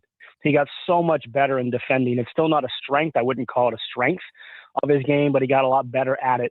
And that's what allowed him, he had such a funny season because at the start of the year, for the first month, he was in and out of the lineup as a healthy scratch. Yeah. Like he couldn't find his way in on a consistent basis. And then Victor Hedman, Ryan McDonough both got injured the same game, missed 6+ weeks. And of course, we know what happened with Hedman throughout the rest of the regular season. They missed Eric Chernak for 4 to 5 weeks, I think, with a broken hand, just a couple of games after those two guys got injured. So they played a chunk of the schedule in November and December without their top 3 defensemen. Darren Radish found a way into the lineup on a consistent basis and got better defensively. And then the offensive numbers started to come as the season kind of went on. He helped the power play. The power play was not very good at the beginning of the year. Him unleashing the shots opened up options for Nikita Kucherov, opened up options on the power play, and they went from about a 18 to 14% power play to about a 30% power play from December on. So he was a big reason for that. But the reason he got the ice time he did is, as you know, with coaches, you can put up great offensive numbers, but if you're hurting your team in your own end, you ain't getting the ice time. He got the ice time because of it. Yeah. No, well, hey, that's fair. It clearly worked for him. So, do you think he's going to get $8 million on the market? Based on the numbers that he put up and based on what's on the market and the fact with the cap going up, I think.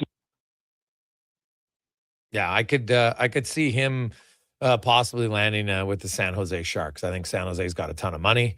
And know what? They got Dickinson as a young guy, but he's not a proven power play guy yet. And Radish was playing 24 minutes a night on a power play team last year. So I could see him potentially going there. And that's why I see it beneficial for him to hit the open market, right? Like he's not a 22-year-old defenseman. He's 30 years old, right? It took him this long to kind of find his way to the NHL. And he's a great story, right?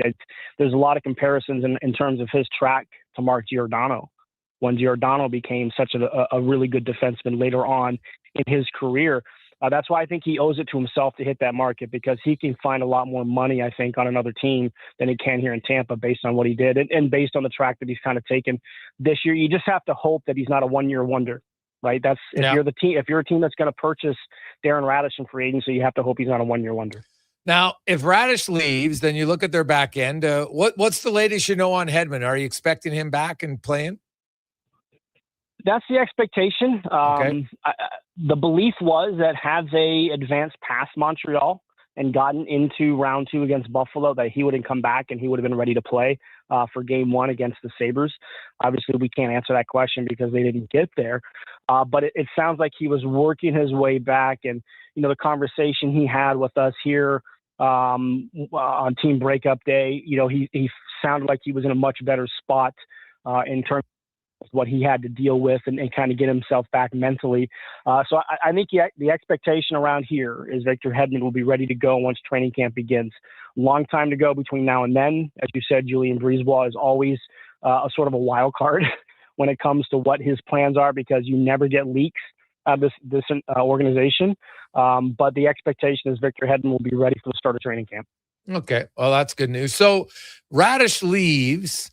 And, they still got JJ Moser. I guess they got, Dastu and, Lilleberg. Where would they be looking to fill that spot from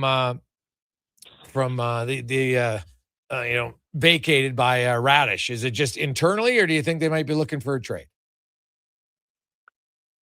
That's a good question. I would say internally at the moment, Max Crozier kind of got his first chance to play regularly in the NHL, and then he kind of had to battle some injuries of his own with all the how banged up they were on the back end throughout a good portion of the year.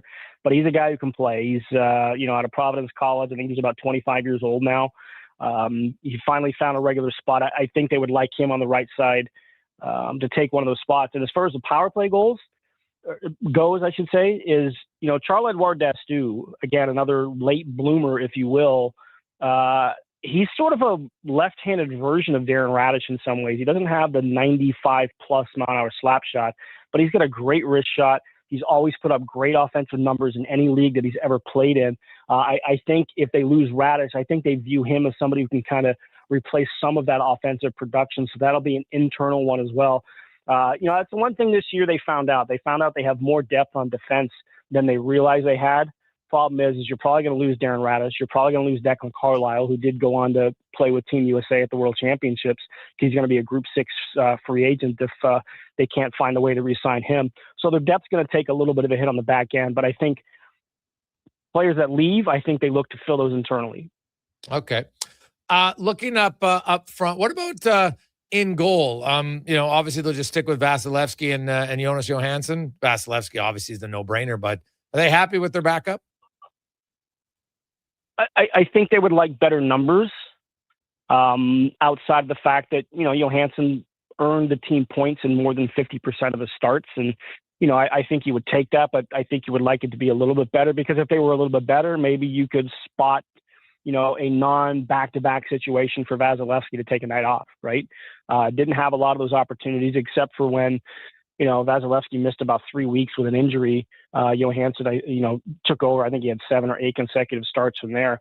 The problem is they have no depth behind Johansson, right? They have guys who are AHL goaltenders. Brandon Halverson had a great year in the AHL. He's played 2 games in the NHL, has not looked good in either of them. And he's another 30-year-old, who's come back from Europe and found a way to get back to the NHL. And, they have Ryan Fanti, who's, again, puts up pretty good numbers in the ECHL and the AHL.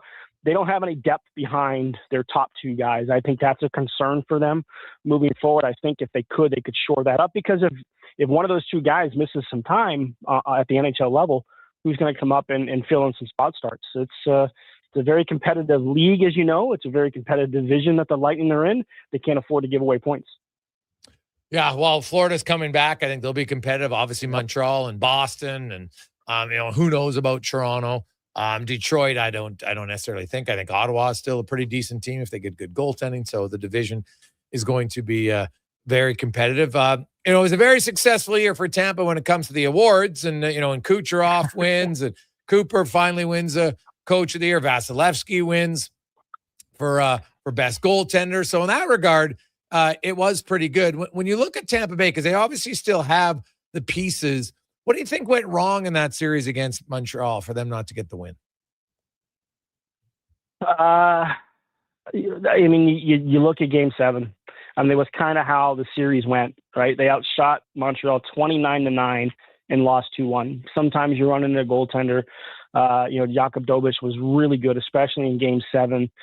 So for a team that was used to scoring goals, they weren't finishing the opportunities that they normally would finish. And certainly I think a lot of that burden goes to Braden Point. I think a lot of that burden goes to Nikita Kucherov, the guys that you count on scoring, right? But the guys who score goals in Game 6 and Game 7, Gage Gonsalves had the only goal in overtime to win Game 6, and Dominic James had the only goal in Game 7. Like, you need your top guys to step up. And I think as that series went on, and this is how funny this game can be, if things had flipped, we wouldn't have been talking about the lack of production from the Lightning's top guys. We'd have talked about, boy, what great production they got from their bottom guys.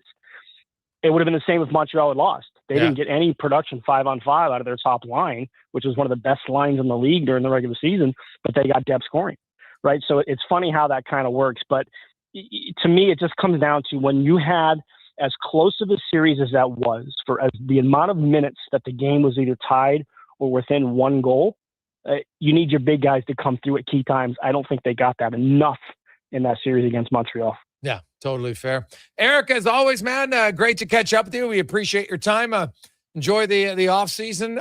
Tampa Bay, obviously, it's been a while since they've really been impactful. They don't have a first rounder. They do have a second and a third, but probably don't expect anything, overly big for them at the draft. What about young Sam O'Reilly? Do you think he has a chance to make their team next year, or do you think he's going to start in the American League? Thank you for bringing that up, because I wanted to mention that I don't think the Lightning are going to give up Sam O'Reilly in a Darnell Nurse trade. I don't think that's going to happen. Yeah. No, I don't think there's any chance of that. Yeah. No, obviously they're very high on what Sam O'Reilly was able to do this year. And you look at the progression that he made and, the role that he had for Team Canada at the World Junior Championships, working his way up to a top 6 role. And obviously the postseason run he had for Kitchener was outstanding. It's historic. And you look at some of the names that have accomplished what he accomplished in the playoffs and the awards that he won. I mean, you're talking Mitch Marner and Corey Perry and Brad Richards, and, top guys that went on to have really successful NHL careers. So yeah, they're very high on Sam O'Reilly. I think they would love to do everything to keep him. And there's a good chance that he could make the team out of camp, which would be a huge boost for what they can do. But I don't expect the Lightning to do much in free agency, because as we talked about, there's just not a lot of top names on the free agent market. I mean, really, besides Alex Tuch and Darren Radish.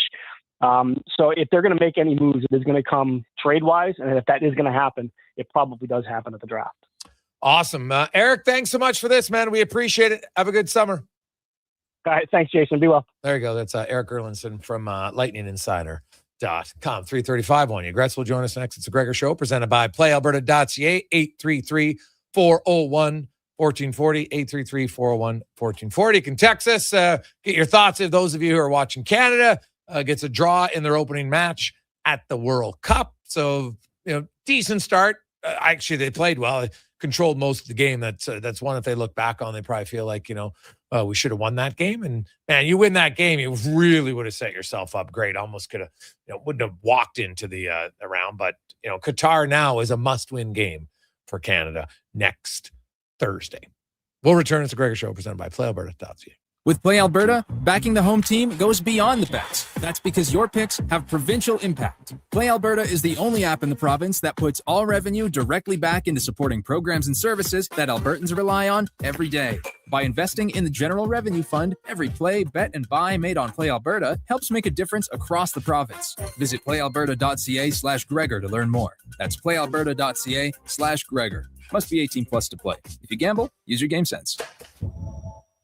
Looking for a truck that could handle anything Alberta throws your way? Wolf GMC Buick has the offers to get you behind the wheel. Get 0% financing for up to 72 months on select new 2026 GMC Sierra 1500 models. Plus, trade in an eligible 2015 or newer pickup and receive a $1,000 truck trade-in bonus on select Sierra models. Ask about bonus offers for heroes, students, recent graduates, and more. Visit wolfgmcbuick.com.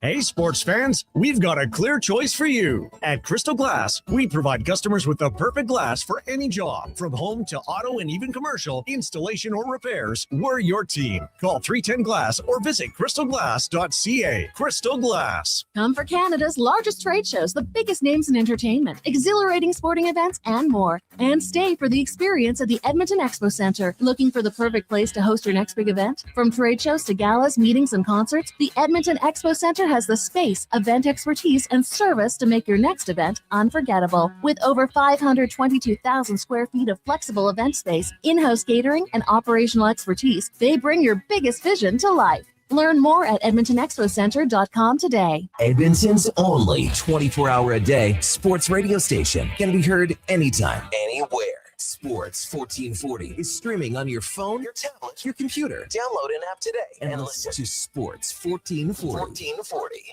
Albertans love to debate the best way to enjoy summer sports. No. Playing on the field is the best, man. No way. Watching from the sidelines, way more relaxing. You're both crazy. Checking out the game from the Bro Zone is where it's at. But there's one thing every sports fan agrees on. Wilhauk Beef Jerky. Wherever you catch the action, load up on Alberta's best beef jerky. Wilhauk Beef Jerky. Because you can't have summer fun with salad.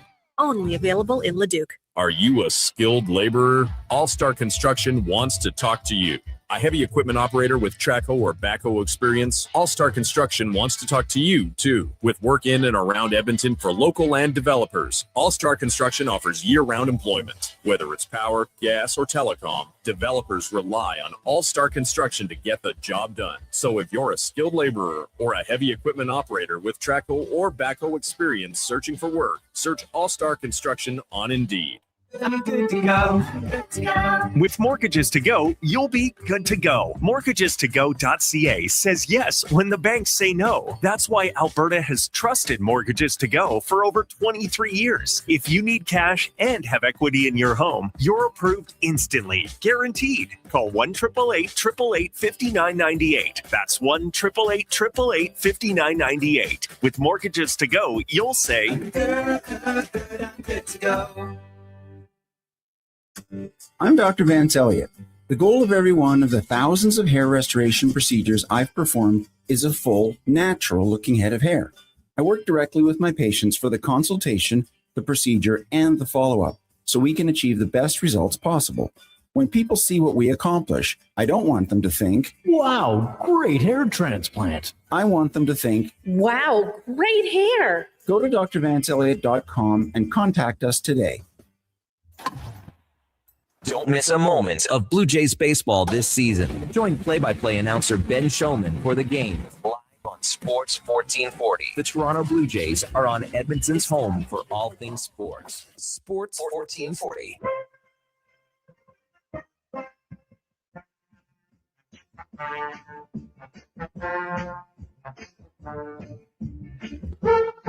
Portions of this hour brought to you by Papa John's. Looking for a tasty lunch? Papa John's has you covered. Get a small 2-topping pizza for only $9.99 with code S999 at papajohns.ca. Better ingredients, better pizza. Papa John's. This is Sports 1440, where Edmonton talks sports. On YouTube, Facebook, and X. Here's Jason Gregor. Brought to you by PlayAlberta.ca.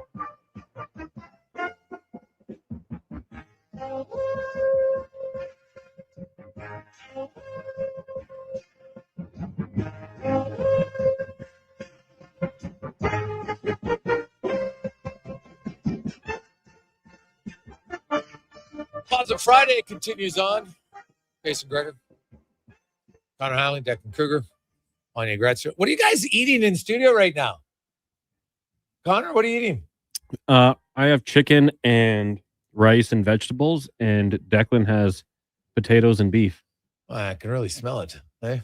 They're not sharing, Wanya. I noticed that. They just come in, nice aroma, nothing. No extra forks. You could bring a spoon in, maybe. We have lots of plastic spoons if you guys want to bite. It's very fragrant in here. It is all of a sudden, yeah. It's like, I'm like, God, what are we in a kitchen right now? I'm trying to focus on the show. You know how there's certain smells, and all of a sudden it's like I'm a dog. I'm just like, what's going on here? Overload of sensories, and I can't focus too much on that. But it is good. So we'll see where it goes. Are you into the World Cup? I'm going to pretend get into the World Cup in like the semis, and I'll pretend as though whatever team is hot has always been my favorite. I'll look up some players from back in the day. I still remember Roberto Baggio, Gregor, 94, sailing one over the soccer crossbar there. And I had an action figure of his, and I went and put it in a box because I said, no more. Roberto Baggio will be remembered forever. And he was. Remember that guy had the mullet? Oh, yes. Yes. You can't get into that stuff until like quarters. Or maybe there'll be a Cameroon team. Remember that 1 year Cameroon went and went and went and went? Yeah, well, I can't remember what year that was, though. They had a good little run. And I'd love a Cinderella team. Come on, Canada. Canada goes on a run. That's a Cinderella team. Oh, it'd be unbelievable. Right. It was interesting. ESPN actually had them going to the quarters. Really? Yeah. So, like, Canada's team is good. And, if Alphonso Davies, I'm not sold Alphonso Davies is going to play in the qualifying round. Because, that's just extra time. He's got to get 100% clearance from his team before he's playing. That's just a reality of the situation here. And so, like, Canada today should have been a win. They dominated that game. I didn't love their corner sets. I thought at times that, they just missed some good chances, right? Like right over the net. David hit the goalie. So they created way more chances. They should have won this game. So that to me bodes well. And now we'll see what they do. But this is, scoring at the World Cup is such a big deal. Like you generate more and you have more possession. All that stuff's nice. But at the end of the day, man, it's all about the wins. And so Canada, I think there's lots of positives about their game. They were able to come back, but against Qatar next Thursday in Vancouver, they are going to have to be much better I think, in the offensive zone, especially better on corners, because Konza, him and I were watching, like their first 4 corners were terrible. And honestly, I don't know if they had one that ended up actually being whether it's a header or a deflection or anything where the goalie had to make a save. Not one. So their sets off of corners need to be much better. How does this roll out now? So how long does it take? When do the games occur? What's the intervals? So when does Canada play next? Canada's playing Thursday and then the following Thursday, if my memory's correct. So you kind of play once a week and then you'll get down to it. And it wraps up in the middle of July. Are there games most nights? Oh, there's a game every night. Every night? Yeah. There's a game every night because there's 48 teams right now, right? So there's a game every night, at least for the next few weeks. Obviously, not a game every night once you get down to fewer teams. But yeah, no, it is.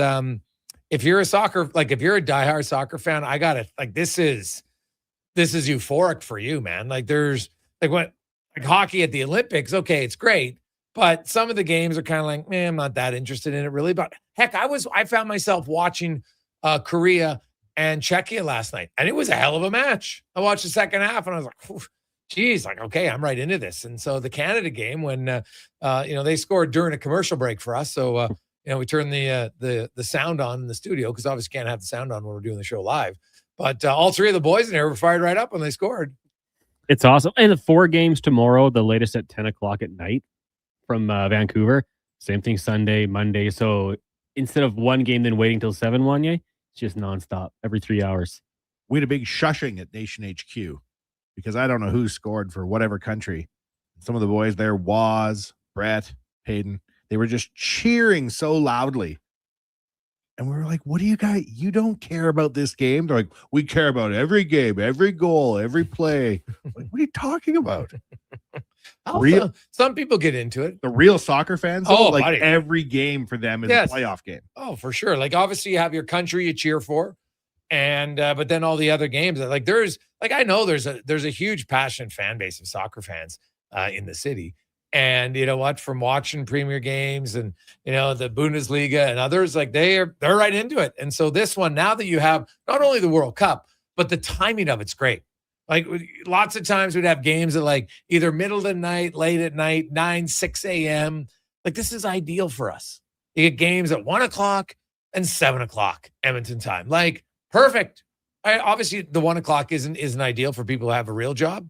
Right. And, can't sit in their quote job with the TV on while you're doing it. Not that I'm watching every play when I'm on air, but Cons is for sure and telling me what's going on. So I know that, ideally you would probably want and I haven't even looked Cons. What's Canada's? Are they at 1 o'clock next Thursday or is that a Thursday night game? It's Thursday in the afternoon. And then the following game, I believe, is the Wednesday, also afternoon. It's either 1 or 4. So so 4 o'clock Edmonton time? Yeah. Okay. So that's a little bit better. Like some people can be like, hey, boss, I got to bug out early today, right? Like 1 o'clock's a little bit different. I'm sure the diehards will find a way to watch it, but it would be ideal if one of their games is at least kind of in prime time. I won't say where my wife works, but there is a memo sent out. Do not stream these games. Really? There was an issue with the Olympics. Like people doing that, slowing down everything. So, yeah, well, I can understand it. Like they're not paying you to just watch sports, right? They should be. Couldn't relate. Yeah, they should be. When you decided, Connor, to get into sports media, what part of your brain when you were 18, 19 years old was like, I could go to work and watch sports? I wouldn't lie. It was a pretty big part of it. And now here it is. Yeah. Right? You're sitting there at the board. You're watching the World Cup. And with this new beautiful studio, 2 TVs in front of us, for the previous studio, I had to crank my neck. This is perfect. Yeah, it's 4 o'clock next Thursday and then 1 o'clock on Wednesday. The whatever the day that is. Who do they play next Wednesday? They're playing Qatar on Thursday, and then they're playing Switzerland on Wednesday, the 24th of June. So plan accordingly, boys and girls.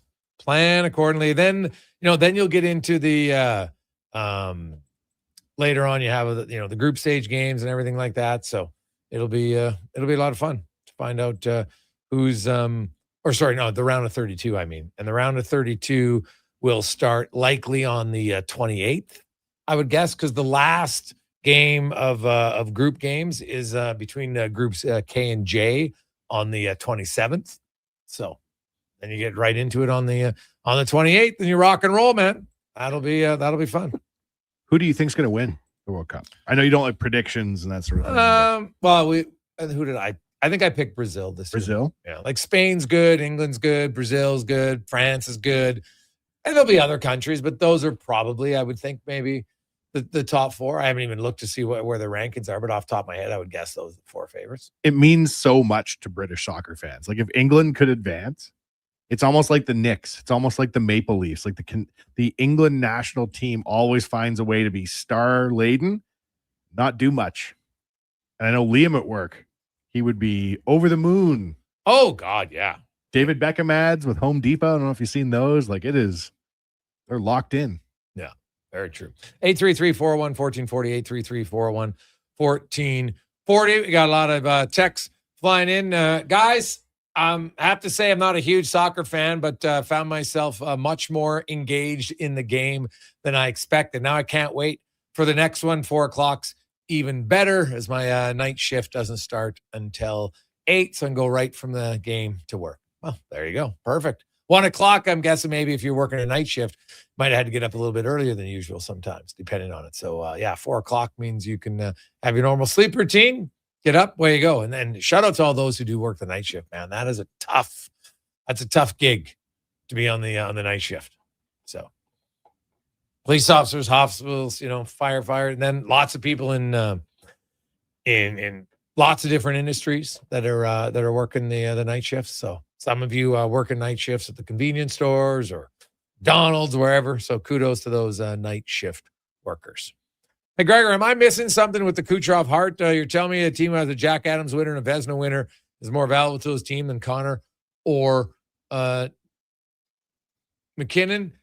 Well, keep in mind that the people who vote on the coach of the year and the people who vote on the goalie of the year aren't the people who vote on the MVP, right? And you don't know how it is. I thought Kucherov was definitely a top 3 finalist. I don't think there was much debate about that. If you look at Kucherov's season, it's pretty damn competitive, right? Like he's been good, and he had 130 points. His points per game was actually slightly higher than McDavid. He just missed 6 games. He's plus 43. McDavid, when I looked at their 5-on-5 play between the three of them, that's why I didn't have McDavid first. I actually thought Nathan McKinnon's who I had number 1 on my ballot. I don't mind, Kucherov, like I said, you can make an argument for any of the three as to why they won. And no one can, I can't sit here and be like, well, that's terrible, right? Like Kucherov ended up being 42 points ahead of his next closest teammate in Jake Gensel. He scored 44 goals. You look at his plus minus, really good. Like he had a really good year. He had the highest points per game. And they also had tons of injuries. Braden Point was out for a long time. Hedman was gone. McDonough was gone. Cernak was gone. And Kucherov just kept going. So I think that played into it a little bit for them, for sure. As for McKinnon's season was unreal too. So I actually thought he might win. But if you made an argument for McDavid, you made an argument for Kucherov, you made an argument for McKinnon, I could see all the arguments. Me personally, I had McKinnon just based on how many even strength points he had. Like you just don't see that in today's NHL, right? You just don't see it. It was crazy. So it was a good race for the Hart. I like it. I think Celebrini was right in there for a long time. Like Nathan McKinnon's he had 97 even strength points. And you go back like through the history of the NHL. And when you're talking 97 even strength points, there's not a lot of guys who have done that, right? So, Gretzky obviously did it. Guy Lafleur, Mario Lemieux, Yari Curry, Steve Yzerman, Mike Bossy, and Phil the Thrill. That's it. So no one had 97 even strength points since 1991 when Wayne Gretzky had 103. So think about that. That's a pretty big deal for me. So I thought McKinnon, he was deserving of it, but not like he wasn't a unanimous choice. It wasn't like it was so easy to me. I had to dig deep into look at everything. You compare it. David, I think McKinnon's goal for ratio at 5-on-5 was also a big factor for me. So, hey, Gregor, McKinnon missed the empty net in Italy. He doesn't deserve it. LOL. Oh, trust me, he might feel the same as you. Like if you talk to Nathan McKinnon, I don't know, like he's a pretty serious dude. When if that ever happened, he'd be like, what? Like, I'm sure to discuss it would be hard for him. Like, because you knew the nation's watching and you score that goal, you win the game. We assume you win the game. So yeah, that was a tough one. Now, the funniest Nathan McKinnon story was that I heard. So Nathan McKinnon's at his house and he's at home, and all of a sudden his doorbell rings. And he's like, what? So he goes and he looks. Guess who shows up at his door? Just random. Guy who they knew each other but didn't know each other. Obviously, they know of each other. Had talked a few times. Alex Ovechkin. Just showed up. Just showed up at his house. Rang the doorbell. Hey, wanted to get to know him, meet him. So he came in, had a few beers together, just talked, and then he left. And McKinnon was just like, oh my God, this is unreal. Right? Because, that's Ovechkin later in his career. He just wanted to kind of have a chat with Nathan McKinnon. To me, it's a hilarious story of Alex Ovechkin. He's in town there in Colorado. You know what? I don't really know Nathan McKinnon. I want to get to know him. So ding dong. And Ovechkin crushed quite a few beers. Hey, are you going to offer? Because basically he was standing there. He's like, hey, and then he's like, are you gonna offer me a beer? That's what he said to him. He's like, yeah. And so anyway, they had a beer together. When was this? This year. This year. Yeah. So pretty funny story. Let's take a quick break. We'll return to Gregor Show presented by PlayAlberta.ca. Actually, let's get to the con man. A Sports 1440 update brought to you by Fountain Tire. Cars, trucks, you all need vehicles. You all need tires. Any size. Maybe you got a certain type of mag that you want. Well, they get all that. But also, maybe your vehicle isn't running how you need to be. Not only will they fix it, they'll show you what's wrong with their digital vehicle report. Check it out, fountaintire.com. This is the Sports 1440 update. Canada kicked things off in the World Cup today out in Toronto. 1-1 draw between them and Bosnia and Herzegovina. Canada next in action on Thursday in Vancouver, taking on Qatar. Later on tonight, Paraguay and United States from SoFi Stadium in Los Angeles. Major League Baseball, Jays and Yankees, 5:37. We'll have that one for you here on Sports 1440 on the AM feed following the Gregor Show. Alejandro Kirk returning to the lineup in that one. Elsewhere, Mariners get the Nationals. Pirates host the Marlins. You got the Guardians and the Tigers. Braves, Mets. White Sox, Dodgers. Astros in Kansas City. Angels host the Rays. And the Athletics up against the Rockies in Vegas. Week 2 of the CFL rolls on tonight. Montreal and Toronto. Kickoff set for 5 o'clock in that one. And in town, Riverhawks hosting Yakima Valley down at Remax. First pitch, 7:05. Coming up in hour 3 of the Jason Gregor Show, we'll ask 5 questions and be joined by Alan Mitchell and Craig Button. I'm Connor Halley. This has been a Sports 1440 update. Sports 1440, Stingray radio station. CKJR broadcasts from West Edmonton Mall and Wetaskiwin. Download the free Stingray music app and listen wherever you go. Did you know there are actually 3 seasons we experience in June? Spring, summer, and construction season. And while roads may be narrowed and detours are everywhere, GS construction crews are on site every day doing the work because the city doesn't stop, and neither do we. As we build and upgrade infrastructure, life continues around us. That's why we never lose sight of what matters most, making sure everyone, including our team, returns home safely at the end of the day. For more on what we do, visit gsconstruction.ca. Say hello to your new favorite drinks. Introducing new McCafe Refreshers. Icy cool, undeniably refreshing, and available in 3 flavors. Strawberry watermelon, mango pineapple, and blackberry passion fruit. Only at McDonald's. Summit Restaurant, located in the heart of the Silent Ice Center and just minutes from South Edmonton Common. Summit is your destination for exceptional house-made pizza, delicious entrees, and expertly crafted cocktails. Cheers. Experience the perfect blend of flavor and ambiance in a modern setting. Join us for a straightforward yet elevated dining experience where our commitment to quality speaks to every bite and sip. Make Summit Restaurant your next night on the town. And now Action Electrical's testing team is on defense duty. They're the guardians of safety and compliance, a critical part of any lineup. Precisely. They perform rigorous safety and code compliance testing for commercial operations. Think of them as the referees, ensuring everything is up to standard before disaster strikes. Their preventative plays are legendary, spotting faults early. Hire the Action Electrical team to bring home a win for your project. Visit actionelectrical.net. Scott McGilvery here, HGTV host and renovation expert. The one upgrade I know homeowners will love: better, fresher Culligan water straight from the tap. Culligan's Aquasential reverse osmosis filtration system takes your water to the next level. With up to 7 stages of filtration and 14 filter options, they're certified to reduce over 90 contaminants. Your tap water is about to get a major upgrade. Safer water that tastes great. Get started with a free in-home water test at Culligan.com. Culligan, water you love. Whether you're a craft beer connoisseur or more of a wine aficionado, there's always something new to discover at Sherbrooke Liquor, a unique, family-owned, independent liquor store. The selection, incredible. The non-alcohol section is also very impressive. Sherbrooke Liquor, expert, knowledgeable staff with a passion for unique finds. More than just a liquor store, we're a community. Alberta's best, the one and only Sherbrooke Liquor. Wine, spirits, and oodles of beer. Visit SherbrookeLiquor.com. From the first pitch to the final out, catch Toronto Blue Jays baseball games live right here. Don't miss a moment of Blue Jays baseball this season. Sports 1440 is proud to be the home of Blue Jays baseball.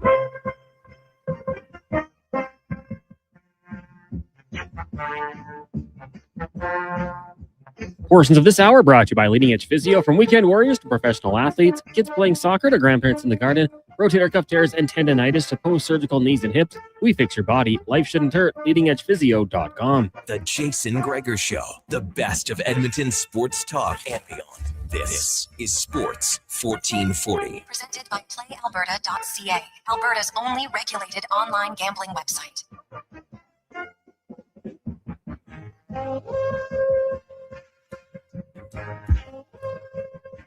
Awesome Friday continues on.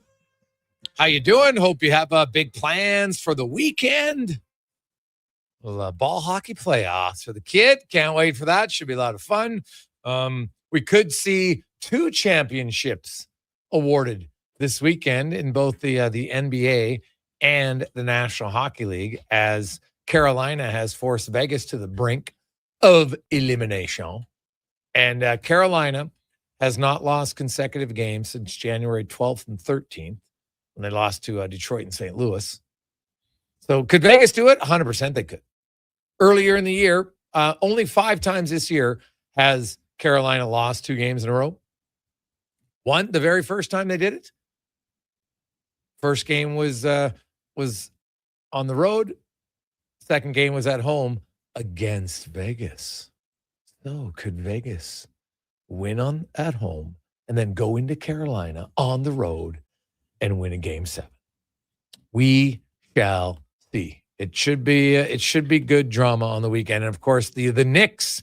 And I got to get the sense that the Spurs are going to win at home.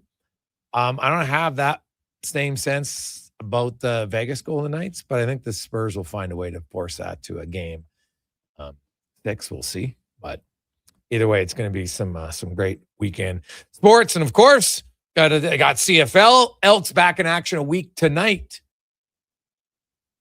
No, sorry. They're playing next Saturday afternoon, 2:00. Duh. But we got CFL action tonight. You've got Argos and Alouettes on the weekend. You've got last night. How about last night's game? I haven't even touched on it yet, but big win for the Hamilton Tiger Cats on the road. How about this? Road teams are 4-0 in the CFL so far this year. Home team is yet to win a game. Montreal will try to. I would bet fairly heavily that Montreal will do that tonight. What's up with this bye week already? Well, they had a bye week in week 2 last year. Heck, 3 teams had a bye week in week 1. That's weird. That is. One team's got to have it. I get it because you have a 9-team league, but that's why hopefully they get the 10th team. This might be closer than ever to get to the 10th team in the NHL. Now, let's get to the oil report brought to you by Go Auto. You're looking for a vehicle this weekend? Stop in goauto.ca. They got 73 locations. There's one right beside you, guaranteed, wherever you're at. You get cars, vans, trucks, SUVs, some great deals. Goauto.ca. As we are joined by a gentleman who's in a great mood because he did not lose his phone. He just found it in his pocket. Alan Mitchell, host of The Lowdown, joins us. LT, how you doing? I'm good. I had one of those half hours that you have when you're a little bit older. I put my phone in my pocket. That I never put anything in that pocket. And then I thought I've lost my phone. I wander around behind you like I was lost, which I was. And then I got my car, and I'm like, oh God, I've got $6,000 in my car, gas. So I had a half an hour of old man, but I'm right back where I usually am. So I've got my wits about me, and I'm ready to chat. You're ready to chat. I like it.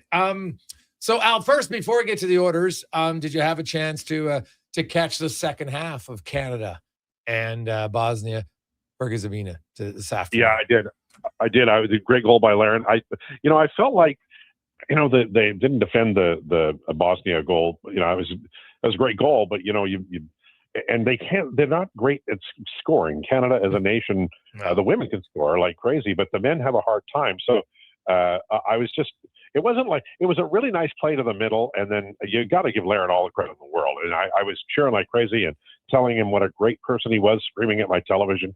It was great to see, and I think now that you've got a game under your belt, they don't have the most ridiculous pool, so you just want to finish well. So I feel like it's a good start. You'd like to win, but a draw is okay.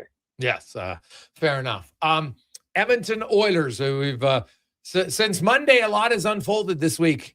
LT, I wrote about it late last night at Oilers Nation. It's kind of the coaching hire has become a massive soap opera, really. Like there's twists and turns, and there's villains, and there's like changes all the time, and stuff that you don't really believe is believable. And now the Oilers are in another holding period to see. We really want Bruce Cassidy. No, you can't talk to him. Oh, we want to hire Matt Babcock. He's got to be investigated, which tells me all I need to know about why they shouldn't hire him.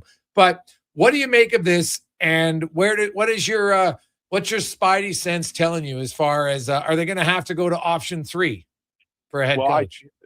I wish I had a better answer for you, but I think it's going to be Babcock. If I'm betting now, I think they're going to go through with the investigation. Gary makes the decision, and I think that it'll be Babcock.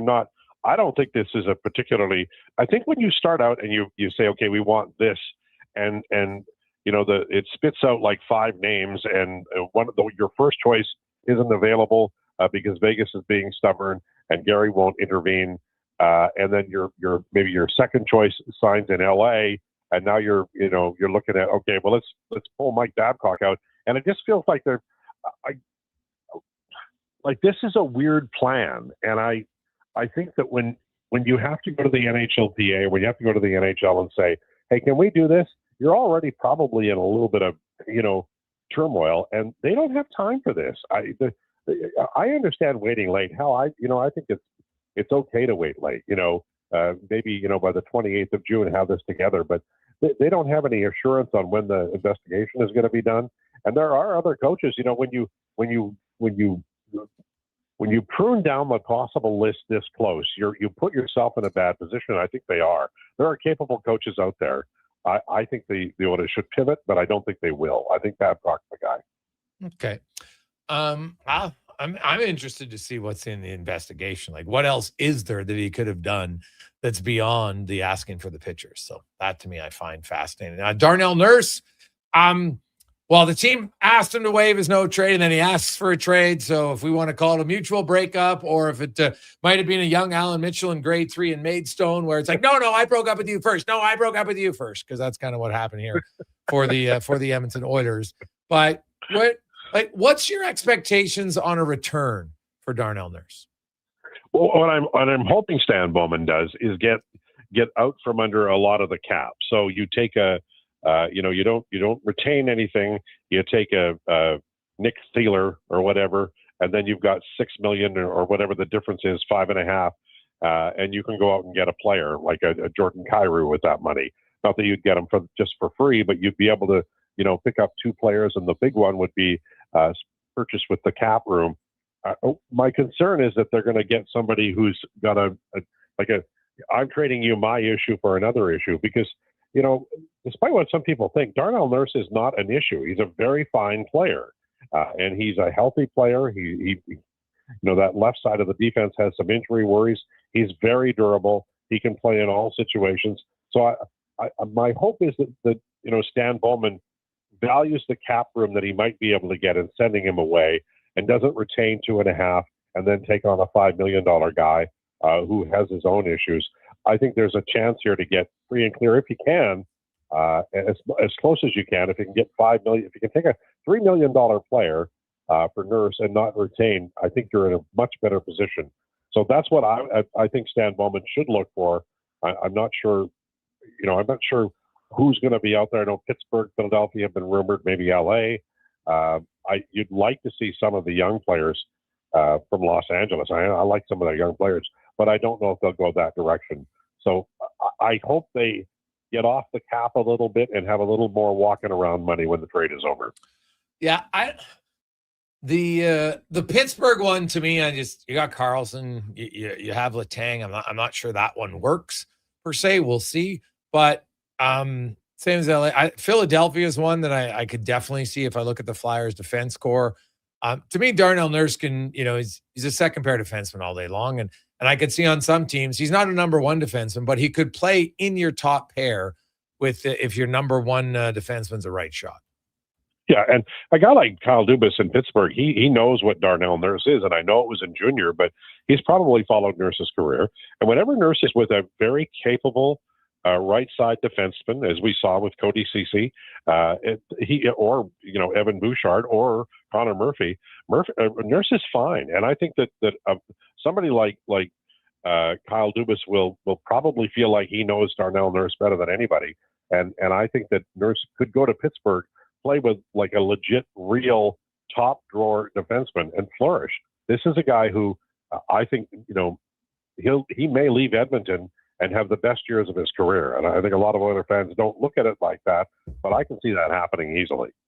That's the way I see it too, LT. I'm worried, real worried that he's going to go elsewhere and just thrive, kind of like Dubnyk when he left. Yeah, I remember Dubnyk when he went to Nashville, I think, and then they traded him to the desert to the Coyotes, so Gary could watch him play. And he kind of recovered his career. Then he went to Minnesota and had a real nice run. And I think that, remember Justin Schultz? I mean, they didn't even play him in Pittsburgh for the first week. They just, got the cobwebs out of his head from Dallas Aiken's coaching. And then he won Stanley Cups with them. So, the Oilers fans are looking at Nurses like, okay, we got to get a first round pick in there and Nurse, and we'll get a fourth round pick. No, he's an established NHL veteran, top four defenseman. And I think a guy like Kyle Dubas is going to look at him as a real asset, try to get a good deal for him. And starting next fall, I think that Oilers fans are going to be looking at Darnell Nurse and going, why can't he play like that for us? And the answer is the Oilers often played him with a little bit of a weaker link. When he was with guys like Ceci, people might not remember them playing well, but they were a really good tandem. Can you describe that process to get the cobwebs out of Justin Schultz's head? Well, if I knew how to do it, I'd get them out of my own damn head, and I wouldn't lose my phone in my pocket. So it took a week. That's all we know, right? It took a week. Yeah, it took a week. That's all we know. Al, what's your expectations for Isaac Howard? Is he going to be a third line guy? Do you think he's going to play with McDavid? He's going to play with Draisaitl? What do you think happens for him this coming season? Well, what I'd like to see is, have him be on a third line with Nuge, like as a mentor. I don't know that they are going to do that, but here's the issue with let's say McDavid. Nuge doesn't score enough to play on the McDavid line. I love Nuge, I do, but I think that Savoy and Hyman are better wingers for McDavid. I think Podkolzin and Say Kapanen are better for Leon. So Howard for me is a guy, and I know everybody is like impatient to have him succeed, and I think he has talent, but you also have to win hockey games, and the new coach is going to want to come in and be really good at the beginning. So I think if Howard is playing on a third line with a good center, like a good NHL veteran center, and Nuge would certainly qualify there, then I think that's a good spot for him. But I don't, they didn't put any pressure on Savoy. He was a penalty killer and a fourth liner. Yeah. And then he built up, like you've talked about that before, where by January he's playing a little bit more on the the skill lines, and then he kind of took off. Well, I don't see a problem with Howard. In fact, I think Howard as a player might not have as mature a game as Savoy did a year ago. Yeah, I'm Howard. I talked to a few scouts in the last week and asked them about him in the American League. And they thought they really liked his offensive instincts. And they felt like, he seemed to be a player because a lot of young players don't get coached too hard on the defensive side of the game because they're so good offensively in junior or even in the NCAA. And so you have to learn that. And in the American League, you got to learn it. That's just, I'll give them one, credit. I know a lot of people think, they haven't developed guys down there. I'm like, what are you talking about? Bouchard played down there. Holloway played down there. Howard played down there. Savoy played down there. You're not going to develop every player, but they've developed some good players. Stuart Skinner, right? Different positions. So I feel they've developed some guys fairly decently. And I'm curious about, where he's going to play, how much he's going to play. And the other thing is, I think Ryan Nugent-Hopkins' minutes overall, LT, have to go down. And I wonder if this is the year where we see him more as a regular third line player. Yeah, I think that's fair. I think, people who watch the Condors play and what they told me was that Howard wasn't lazy, like, in terms of the back check and the forecheck and interrupting plays and getting his stick in a good place. Like, he worked hard. And I think that he's a bright guy. And if you're working hard now, it's just a matter of getting experience. So I wouldn't worry about him from that end. I just think that you want to ease him in. As far as Nugent Hopkins is concerned, I agree totally. I love him on the power play, and I think he's a really good penalty killer. But on, at 5-on-5, I think third line, that's reduced minutes. You're not going to play as much, and then he can be on the special teams. I think that's a good role for Nugent Hopkins. He's not a big man, and he does wear down. So I think third line might be really good for him. And I know it would be good if he's got young wingers. He would just be a really good player to have on the line to mentor those guys. Al, I know you're big into baseball. Kirk comes back for the Jays. Do you think Mad Max is salvageable, or will he eventually not be starting for the Jays? Well, I think he does. He's not pitched well. Now he's just come back and pitched. I think you've got to give him like one or two more starts. But if he's almost to the point where if he starts, then you've got somebody ready for him, because Tampa Bay is struggling a little bit. Judge is out for the Yankees. So you got a little window of opportunity here, and you can't just sink a loss on your team every 5 games. So he has to perform. But he's a really famous guy, and when he's doing well, he can pitch very well. But I think that it's a short leash. You probably give him another chance, and then you have to go to him and say, look, how do you want your story to end here? Do you want to go to the bullpen? What do you want to do? But they can't afford to run him out there every 5 days all summer if he can't pitch well. And he has not pitched well. Yeah, no, he has. He has not. Alejandro Kirk back in for the Jays tonight. That's big for certain. And let's end with the Stanley Cup Final. Carolina's up 3-2. Maybe the most dominant game by one team in the series was in Game 5. Jordan Stahl is drinking from the fountain of youth, actually guzzling, because he's never produced like this. Not even the fountain of youth. It's like a new fountain for him, but he's deflecting it. He's been all around the net. That's where he's got his 6 goals so far in the Cup Final. But Vegas is at home. Al, do you feel they extend this to 7, or what do you like about Carolina's ability to end this on the weekend? I think it's going to be really close. I think the game could go to overtime. I took Carolina in 7, so I'll stick with Vegas winning Game 6. Vegas is they're not going to go quietly. Like I think they were punished for being too physical. The penalties they took were deserved penalties, but I think they'll be as physical, but they'll win on the weekend here, and it'll go to a Game 7. And I think Carolina will win it. But Carolina does seem to be figuring them out. What I never bet against on Vegas, though, is those guys can make passes. Stone is just really good at anticipating. They're going to be the toughest out, and the last game is the hardest one to win. So I'll say it goes to 7, and Vegas wins the game on the weekend. Al, have yourself an awesome weekend. Enjoy it. Don't lose your phone. Oh, my God. I'll never will again. Have a great weekend, guys. There you go. That is Alan Mitchell, host of The Lowdown, noon to 2 here on Sports 1440. Jason Gregor, Wanye Gretz, Connor Halley, Declan Kruger. Lots of texts, 833-401-1440, 833-401-1440. And I would say if you ask most Oilers fans right now, The one guy they're most concerned about is Connor Murphy. I think Connor Murphy is a very valuable signing for this team. He's a defensive-minded, right shot, penalty killing, very good penalty killer defenseman.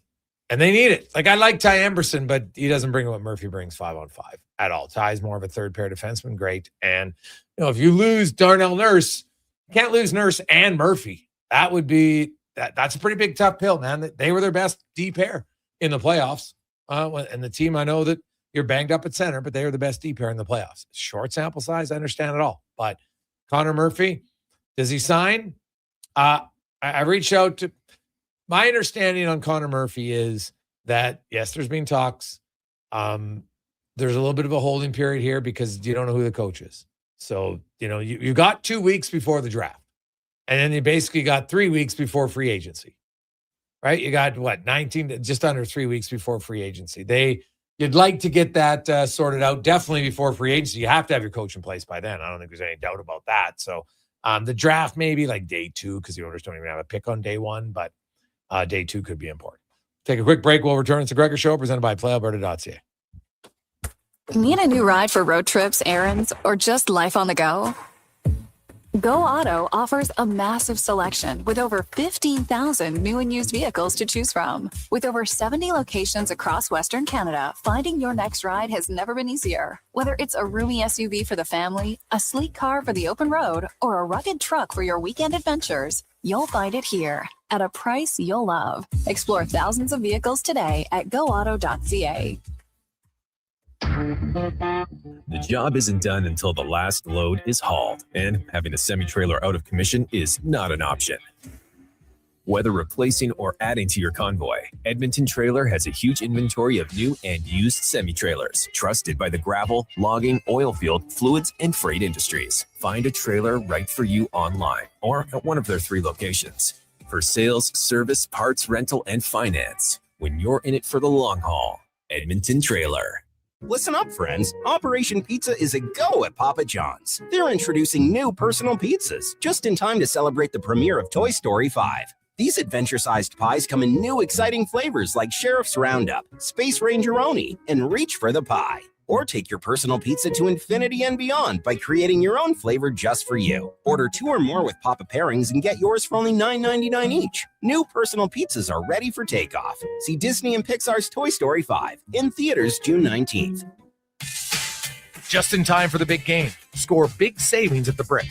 Save up to $1,300 off sofas, up to 25% off bedroom and dining packages, plus save up to 40% on select mattresses.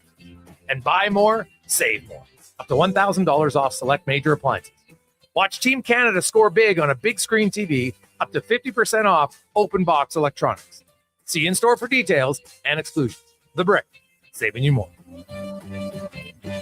Everything is going to be okay. If you're feeling the weight of too much debt, you have options. I'm Dan McDicken, a licensed insolvency trustee with Faber. Becoming debt-free is possible, and a personal bankruptcy or a consumer proposal will get you there. Schedule your free Faber Focus session at faber.ca today. You'll learn how a consumer proposal will eliminate your debt by paying a percentage of the amount owed without interest. At Faber, we've got your back. It doesn't start on game day. It starts before kickoff, before the first snap. It starts with you locking in your season seats. This is Edmonton Elks football. The only way to experience it is being there for every hit, catch, and touchdown. The Elks home opener kicks off June 20th against Montreal. Your season seats are your way in. Get yours now at goelks.com/season seats. Edmonton Elks. Our city, our year. Legacy Heating and Cooling is serious about cooling. In fact, we offer multiple ways to cool your home. So you better call Legacy. Call Legacy. If you're looking for traditional air conditioning, we got you. Call Legacy. Call Legacy. Or ask us about a heat pump to help you heat and cool. Call Legacy. Call Legacy. Cool with AC or cool with a heat pump. Cool your home with Legacy Heating and Cooling. Portions of this hour brought to you by eWell. Helping you finish your electrical project is their goal. From pot lights to electrical panels, the gear you need is at ewell.ca or in person at one of their Edmonton area locations. ewell.ca, your partners in power. The Jason Gregor Show, the best of Edmonton sports talk and beyond. This is Sports 1440. Presented by PlayAlberta.ca, Alberta's only regulated online gambling website.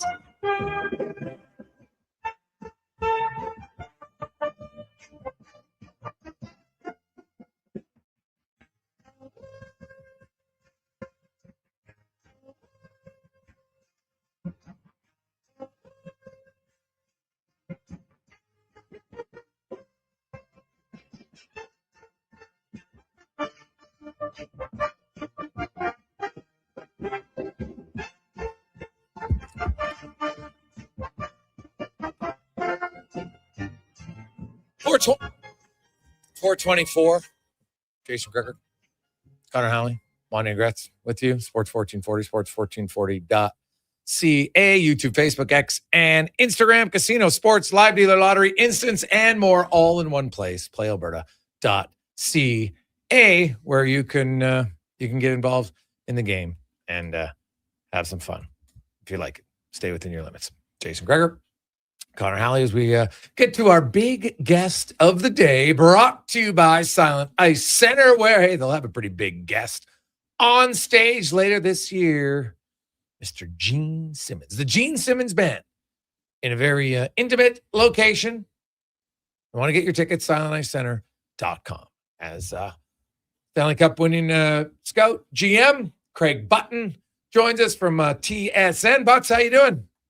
I am good, Jason. How are you doing today? I am doing quite well. It's been an entertaining Stanley Cup final, NBA final. Obviously, it's been an entertaining NHL offseason with no shortages of storylines. Some good, some head scratching, to say the least. Where do you come out on the Oilers' interest in Babcock? Well, I mean, I think there's two parts to this, right? There's Mike Babcock, the coach, and there's Mike Babcock, the history as a coach. I mean, I don't think anybody can argue that his success as a coach is top notch. I mean, he's coached Olympic teams, Stanley Cup teams. He's got the best out of teams. I know lots of players have told me over the years that being prepared to, being as well prepared as you could possibly be going into a game, is that Mike does that. And so certainly that. Now we have the practices and the behavior of Mike Babcock over the years, which, you know, we can look back, Jason. We know that there's coaches over time that have, acted in a way, and certainly, you know, if you look back on it, you go, geez, that wasn't really the right thing to do, and certainly not acceptable, and it's not acceptable in today's world. So where I look at Mike is he's never been suspended by the NHL. I mean, he hasn't done anything illegal, but we're in a different world now. And I'm a big believer that if anybody acknowledges their mistake and is ready to move forward with respect to saying, I've learned, I'm not going to do this anymore, then you can consider him as a coach. I think that's what's interesting for me, Jason, is that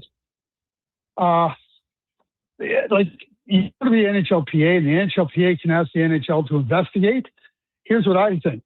Well, until Mike Babcock steps up and says, hey, you know what, I acknowledge some errors of my past, and I'll guarantee, and with that guarantee, it has to be contractual stuff if you want to keep him as your coach, and you move on from there. That's how I feel about it, because we can go back to any number of coaches and start questioning how they treated, how they acted. I don't want to say how they treated people, because, you know, everybody has a different take on things. But that's how I feel about Mike Babcock. Yeah, to me, there's been no remorse, and I think that's a big red flag. Right there, Jason. Bingo. Yeah, that to me is my major concern. So we'll see where they go from here with it. Dylan Larkin, we know, is on the market now. We know Darnell Nurse is on the market. Craig, I look at, like, some people think that, Nurse is just, he's dead weight. There's going to be no interest in him. I'm kind of like, maybe I'm wrong, but I think there'll be some interest in Darnell Nurse. There's going to be lots of interest in Darnell Nurse, as there should be. Like, I think that Seth Jones is a really good type of comparable situation. And I believe their dollars were pretty similar. I think maybe Seth was making 9.5 or 9.25. Ended up in a situation where he wasn't happy. It didn't really work out. Oh, no, nobody's going to go after Seth Jones. Oh, really? Oh, okay. Well, that's interesting that people would believe that because there was lots of teams interested in Seth Jones. Obviously, Chicago had to take on some salary, and they did. And then they got a damn good goalie back in return for Spencer Knight. Like, it wasn't like you got a 7th-round draft pick and you have to pick up money on the contract. You got Spencer Knight. Are you kidding me? That's a pretty darn good move by the Chicago Blackhawks. I think Darnell Nurse has similar appeal around the NHL. And, there comes a time when the hourglass runs out of sand. And I think that's what's happened with Darnell in Edmonton. And you move on now. I think the tricky thing for Stan Bowman right now and the management group is, how do you deal with the immediacy and urgency of the Edmonton Oilers?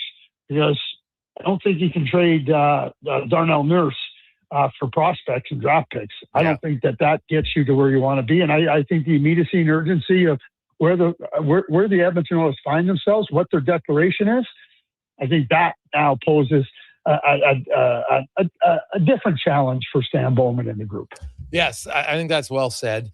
Unless it's like a two-parter where you're like, okay, we're going to make this trade, and then we're confident that we have in the trade might not fill a piece, but then we can get a guy in free agency or another trade, because I just don't think Edmonton, everybody says, well, Wallman just takes his minutes. And I'm like, oh, sure. But is he taking his minutes for 80 games a year? Not based on past history, he isn't. Like Nurse is there every night. And people, I think, underestimate that you got a guy who's missed 18 games in 9 years compared to another guy who's missed 17, 19, 19, and 29 in each of the last 4 seasons. Now, maybe he becomes Brent Burns. Brent Burns missed a lot of games, and then now he doesn't miss any games for 1,000, which is crazy. So, but I look at Wallman, and I think Wallman can replace the offensive side of Nurse's game, the puck-moving side even better, but he's not going to replace the physicality of him at all. And you need a diversity in your defense group. I think if the Oilers lose Nurse, Craig, they have to find a way to get a physical defenseman, even if it's only a third pair guy like Jamie Alexiak or something. They have to get that when they trade Darnell Nurse. Yeah, I know, and I think you're right. I think what you talked about, it might have to be layers of movement. Like, you move Darnell Nurse, and then you start to look at what else you can add. I mean, just think about this one, Jason. If Nurse moves out, and let's say you're not getting a defenseman back, and then what happens if you don't sign Connor Murphy? Like you're telling me that the Edmonton Oilers are going to look at themselves in a mirror and go, geez, we're going to contend for a Stanley Cup? Yeah, right. Please spare me. They got work to do in Edmonton. They don't have enough good players there. And you're going to trade one right now, and Darnell Nurse, he's a good player. I know, like, he falls into the category. There's no perfect players. But you know when you're going to really appreciate Darnell Nurse? Is when he's not there anymore. That's too bad. Craig Button joins us. You look at, Craig, we're 2 weeks away from the draft. And the defenseman, you know what, you've talked about it before with us that, there's some good D-men. It kind of depends on what you look for in different defensemen. And you're the San Jose Sharks. And let's assume that Gavin McKenna goes number one, because I still think he'll go number one. I'm not saying it's a clear cut, like he's a dominant. This is not a Connor McDavid number one pick, but I think he'll go number one. Then you're the San Jose Sharks, Craig, and you'll have Chase Reed and Caleb Maholtra and Ivor Stenberg and Carrolls and Smits and Verhoff, go Jackson Rudolph. You'll have your choice of any of them. When you look at, are you, as a guy who built a team and did a lot of scouting, when you look at San Jose and you've got a lot of good young forwards and you got Mac Madulin, you do have Dickinson on the back end, do you go position or do you go for the guy who you clearly think is going to be the better NHL player? Okay, well, I mean, you're always trying to get the best player, but when the margins are so razor thin, Jason, now you can start to be a little bit picky. You can say, hey, listen, it's like a menu, right? Do I feel like filet mignon, or do I want a ribeye? Like, maybe I want, short ribs. And I think that it's that close with the margins. So for me, you just nailed it with the forward group. And Sam Dickinson, I think, is going to be a top pair, big minute defenseman in the National Hockey League. I think Chase Reed fits the bill for the San Jose Sharks magnificently. Right shot defenseman, can jump into the attack, can contribute offense. I think he can be a bookend to the left shot Sam Dickinson. And I think that, if you can't get to the puck and move the puck and jump into the attack with the puck and create offense, you're not going to be a very, very good team. They got lots of good forwards. You need players that can get the puck moving. You need players that can get the puck out of your own zone. Chase Reed does that. I think Carson Carls is a terrific player. But when you have Dickinson and the margins are so thin, I think now you can be a little bit specific. I feel like filet tonight, and I'm going to have the peppercorn sauce. Okay, that's totally fair. What about Sergei Bobrovsky? How would you approach that contract here in the next few weeks? Well, I mean, he's coming off a massive contract. Will he be anywhere near that? I would suggest no. Here's one of the benefits you can do though with a player of his age. You can put bonuses in there. You can lower and then if he does play games and you feel he can, then he gets rewarded accordingly. And that's the way I would proceed. I think that he's still a capable goalie. He didn't have a good year last year, but the Florida Panthers were a team that had all kinds of different challenges. So for Bill Zito and his group, they got to evaluate where Sergei can fit in, where the problems were Sergei's, where the problems were the team in front of them. And then they got to make sure that they have somebody there. Sergei Bobrovsky's not going to play 55 games. Maybe, probably 50 might be a stretch. So you better have somebody there that can step up and play some games and be competent. Because I think a healthy Florida Panthers team with solid goaltending is a serious Stanley Cup contender next year. Well, you could be totally right on that. And it's kind of a two-parter for Florida because you have Bobrovsky, but you also have Daniil Tarasov. And I don't think Tarasov signs until he knows kind of like, okay, is Bobrovsky coming back here? Am I going to get to play? And if he's not, then you might be able to get a few more dollars on your contract too if they're not bringing Bobrovsky back. Yeah, and you're right. And so, to me, it has to be layered. I think that, you understand where Sergei's at. You understand how you can formulate a contract for him that incorporates what I just talked about with bonuses and whatnot. And at the same time, if you believe in Tarasov, and I do believe that they think highly of Tarasov, give him the 4-year deal. Give him the 4-year deal at $5 million a year or whatever the price is, and say, hey, you're going to be our guy, but we got Sergei here. He's going to help you, and he's been a big part of our success. And I think a young goaltender like Tarasov would probably would understand that and would probably endorse that. Yeah, it's always good to have a good veteran guy there that you just maybe don't have as much pressure to think, oh my God, I've got to be a superstar every night for our team. Yeah, exactly, Jason. So that's how I would approach it. Sit down, and if you believe that Sergei can still perform at an acceptable level for your team's expectations, you craft the contract accordingly. And then, to me, they traded for Tarasov. Bill Zito knows him. He was in Columbus when they drafted him, so he didn't trade him willy-nilly. And I think Tarasov's a good goaltender. That's what I'd be doing. I'd be saying, here's a 4-year contract for you, Daniil. Okay.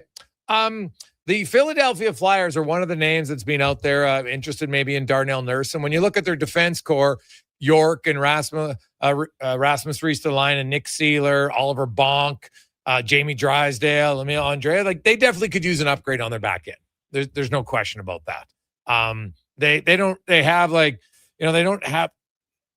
Could Nurse play the left side with Jamie Drysdale? Maybe. Could help him out possibly. We'll see. Drysdale definitely the better puck mover and puck carrier out of the two. And you obviously have Travis Sanheim as kind of their main guy. I look at their blue line, and if I'm getting to Darnell Nurse, I like Nick Seeler a lot, Craig, as a third pair defenseman. What about you? Yeah, I do too. I think Nick's a hard-nosed, competitive guy. He's probably got a little bit lower taste Braden McNabb in him, that type of approach to the game. He's going to be no fun to play against. And you got Sanheim and Ristolainen, who I think have shown to be a real capable pair, And then I'd play Nurse with Drysdale. You got Oliver Bonk, who's going to be a good player. All of a sudden, you're changing the look of your blue line. They got some small defenders back there. And the one thing you're not going to win with in the National Hockey League is with too many small defenders. That I can guarantee you.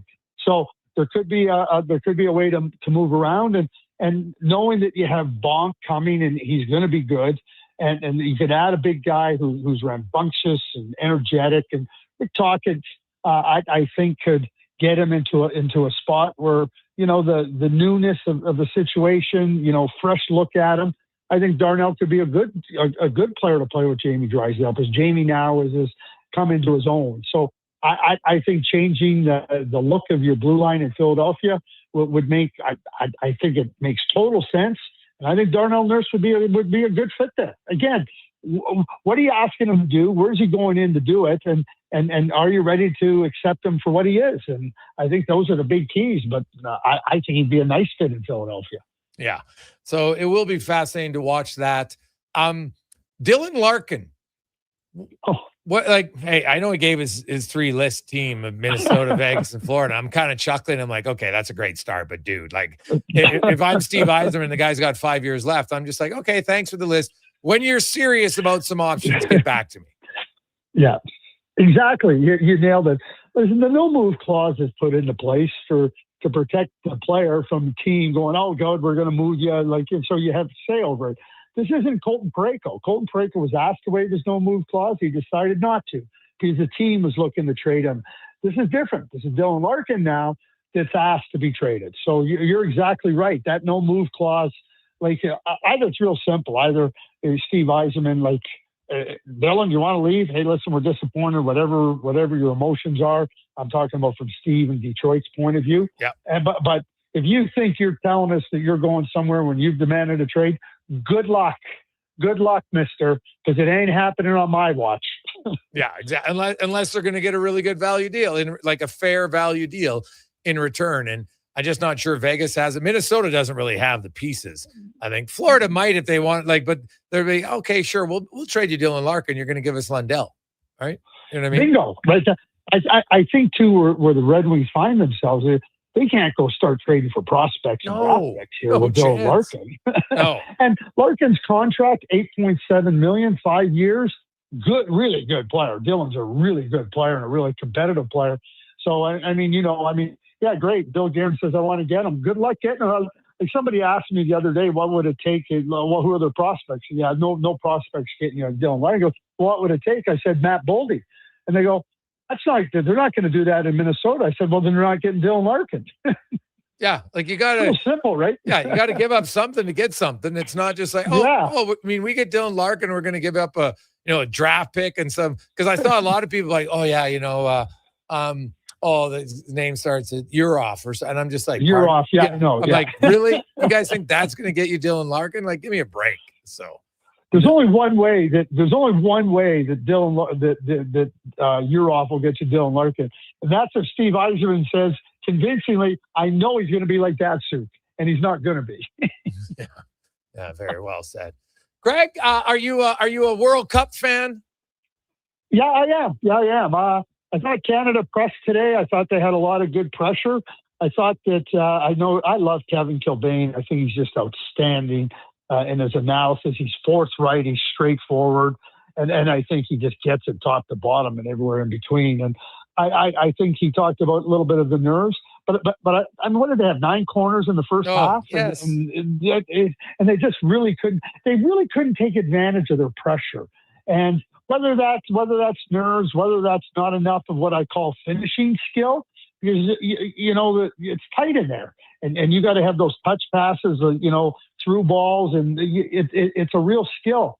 Obviously Davies is out. David had a couple of really good, glorious chances. Yeah. And do they have enough of that finishing skill to take advantage? I like the way they played. I like the way they pressed, and we'll see. They were able to pull out a point, and I guess that's a positive step, and we'll see where they go from here. Well, first time ever.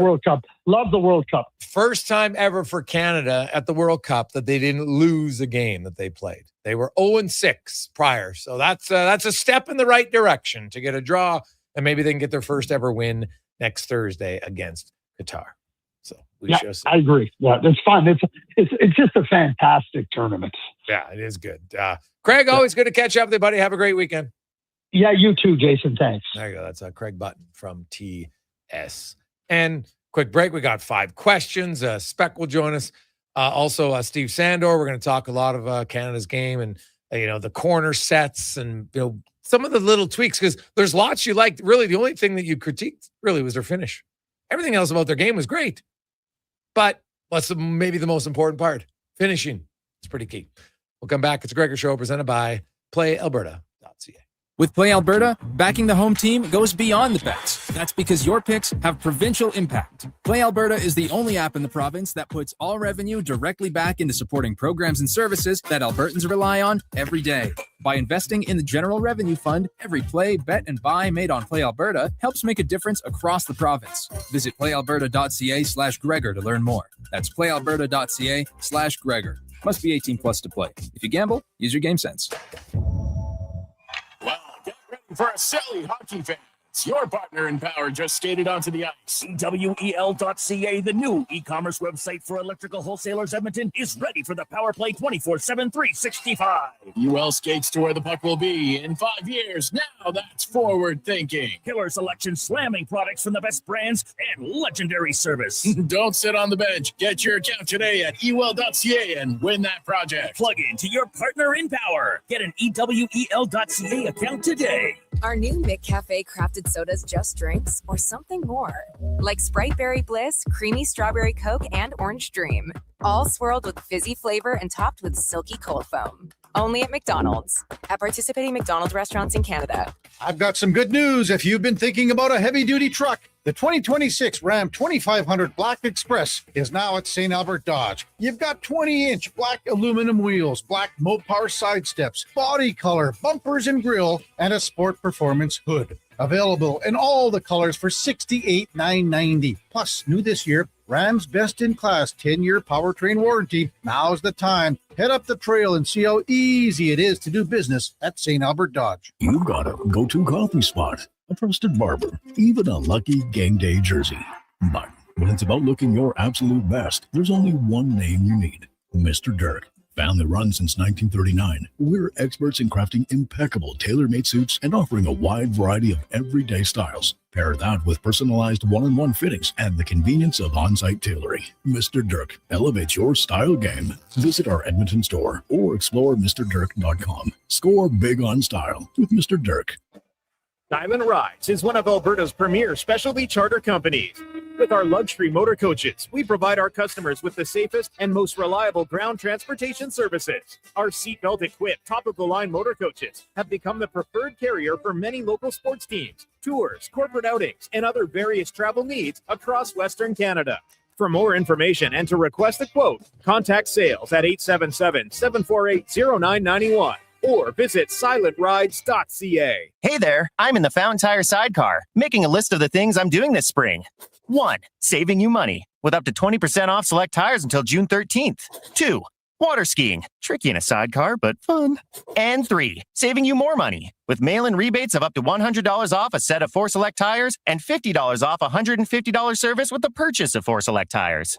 Oh, that's 4 things.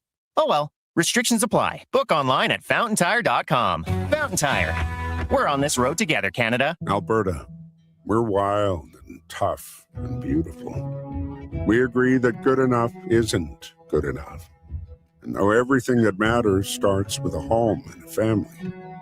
At Lux, our family has been handcrafting windows and doors for this incredible place for over half a century.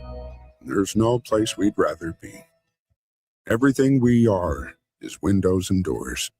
A company born and bred and made in Alberta. From the local rinks to homes and businesses across the province, Alberta's rural natural gas utilities are here to fuel life affordably, reliably, and safely. We're members of the Federation of Alberta Gas Co-ops, providing natural gas to keep our rural neighborhoods warm and connected every day. It's local, dependable, and it's ours. To learn more about the Federation of Alberta Gas Co-ops and our members, and how natural gas fuels your community, visit fedgas.com. Alberta's energy. Game on.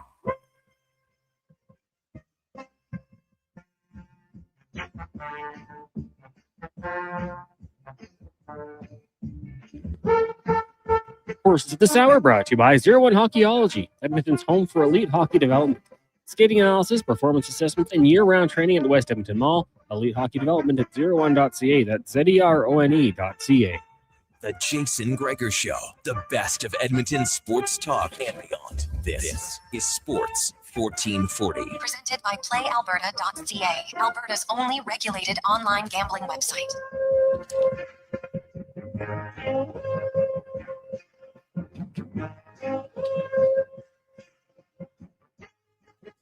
A little pause on Friday for you. Some brass bonanza. How are you? How you doing? Fun weekend of sports, man. How about we haven't even really talked? What about the RBC Canadian Open for golfers? What's going on in our country? You got the World Cup happening. You got CFL. You got NHL Stanley Cup, NBA final. There's lots happening. Lots up. Riverhawks. Elks have a week off. CFL, and then they're back in action. But tonight you have Montreal trying to become the first home team in the CFL to win a game. I'm fairly confident they'll do it. We'll see. Let's get to 5 questions now, brought to you by The Brick, where you can save up to $6,500 off sectionals, $1,300 off sofas, and 50% off open box electronics in store at The Brick.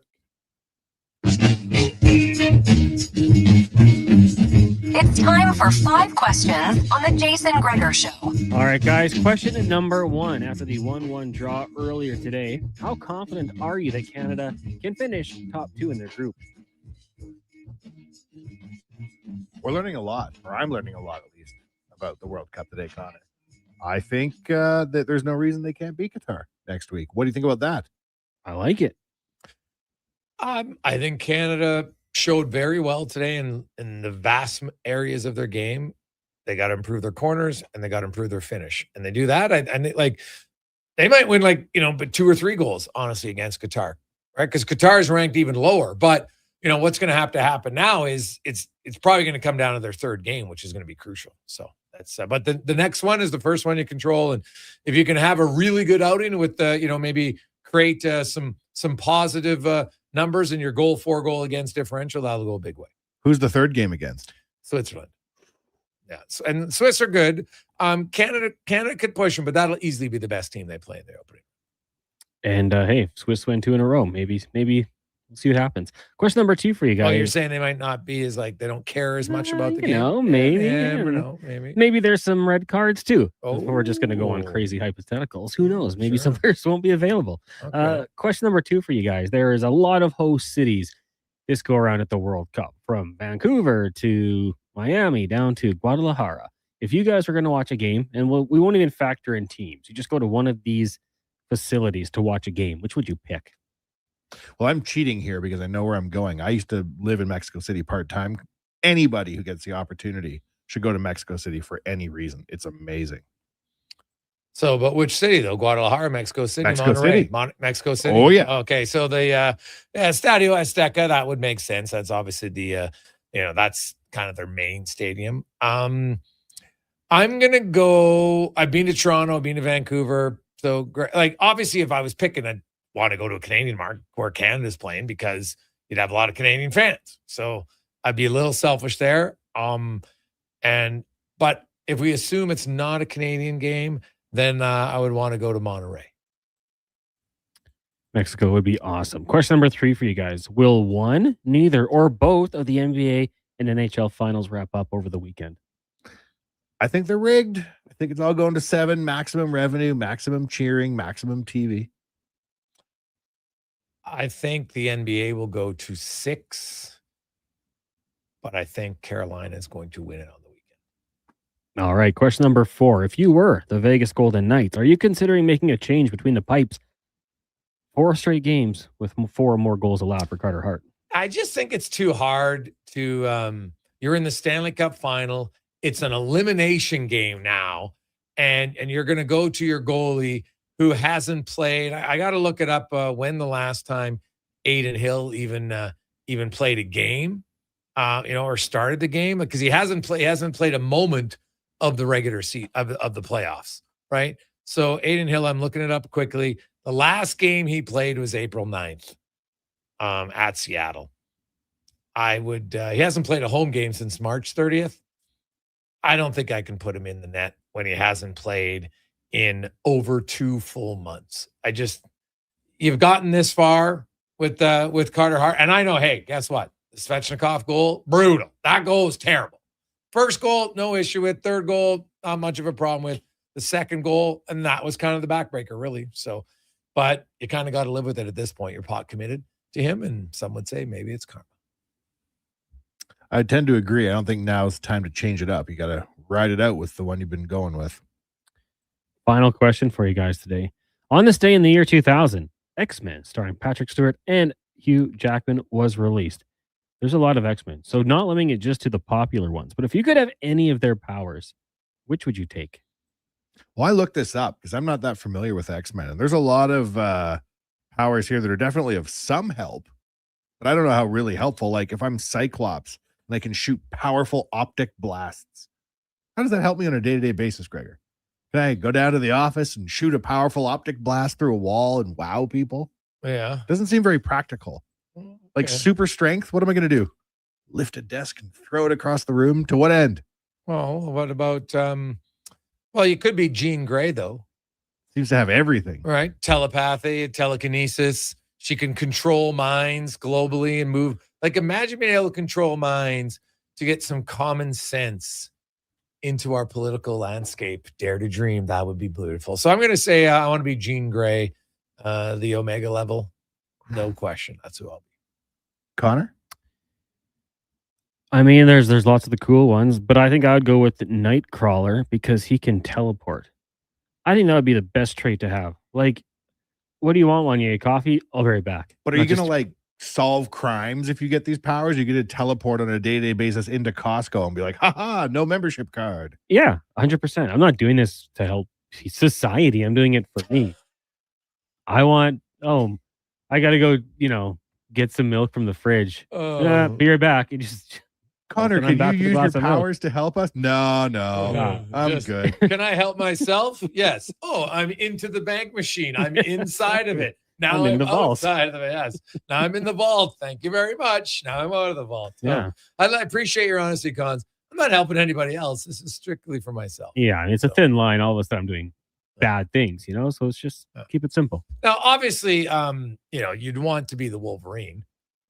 It's pretty cool. Oh, well, dude, you're immortal, right? You fend off. You're not getting any. You're resistant to toxins and diseases. So you could live for a long time. That part would be good. And you got some sick claws coming out of your hands. So cool and helpful. Yeah. But you've got a little bit of you might not be able to control your temper. Right? That could be difficult. That could be challenging at times. If I'm Storm and I have weather control, to what end? Wanye, could use... but I could just fly by your house and all of a sudden you're outside and you've only got rain at your house and you think it's rain there just to annoy you. But someone's like, sorry, I'm not coming out. Why? It's pouring rain. No, it isn't. Yes, it is. I'm out. Look, right outside, but it'd only be raining at your house just to screw with you. That would be fun. Maybe I could contract myself to the World Cup and prevent bad weather. No, I'd say. Could help farmers. Give them the rain they need. Clean your car. Control the wind. Be paid by the Giants to have people hit dingers. Helpful. Think of all the good you could do in snowstorms. Just delay it. Magnetism? What am I going to do with magnetism on a Thursday morning? Unloading the dishwasher would be pretty quick. Shoot the spoons up into your hand. It's not wrong. We'll be all right. Yeah, superpower would be fun, but then you'd be like, how quickly would you get drunk with power? Because we've seen that in a lot of places in society. People get a little drunk with power, and that alters them. So if you have that power, how long before it's overtaking you? That would be the challenge. So, but you know what? Just for a short time, I could see why you'd be interested to try it. I get it. Was this hypothetical, Connor? Do you have the power to bestow an X-Men superpower? No, this is all very hypothetical. I see. Yes. Yeah. None of us are. This is hypothetical. Professor Xavier. You could be him. Just be the boss of all the X-Men. Isn't he in a wheelchair? Yeah. Nah. I got to dance. Quick break. We'll come back. Mark Spector will join us, Steve Sandor, and more. But first, we get to the Con Man Sports 1440 update brought to you by Northgate Chevrolet Buick GMC. You can lease a Chevy Track for only $80 per week. Everything is on sale right now at Northgate in their June road trip ready to rent. Northgate GM, your road trip headquarters, northgategm.com. This is the Sports 1440 update. Earlier today, Canada at the World Cup, drawing with Bosnia-Herzegovina 1-1. Up next for Canada will be Qatar next Thursday. Later on tonight, you got Paraguay and the United States, 7 o'clock from Inglewood, California, SoFi Stadium. Major League Baseball, Blue Jays in action, hosting the Yankees in about 10 minutes. Time for Toronto. Alejandro Kirk will return to the lineup for the first time since April 3rd. Elsewhere, Mariners, Nationals, Mets, Braves, Marlins, Pirates all scoreless. We've also got the Rangers taking on the Red Sox. The White Sox host the Dodgers. Astros head to Kansas City. Athletics at the Rockies and the Cubbies in San Fran. In town, the Riverhawks hosting Yakima Valley down at Remax Field. First pitch, 7:05. And in the CFL Week 2 matchup, Montreal and Toronto. All getting going shortly from Montreal. Coming up in Hour 4 of the Jason Gregor Show, we'll be joined by Mark Spector of Rogers Sportsnet. We'll talk some World Cup with Steven Sandor and hear Cam Pate's 2-minute warning. I'm Connor Halley. This has been a Sports 1440 update. Sports 1440 in West Edmonton Mall and Wetaskiwin. CKJR is a Stingray radio station. Download the free radio player app and listen wherever you go. Attention Alberta construction pros. For over 50 years, Japa Equipment Rentals has been your go-to for top-notch equipment and stellar service. Whether you need rentals or expert maintenance, we've got you covered. Stop by our Edmonton or Calgary locations today. At Hughes, it's all about getting in and out quick and clean. No cash, no problem. With Hughes' new tap and wash system, all you need is your debit or credit card to get your vehicle sparkling clean.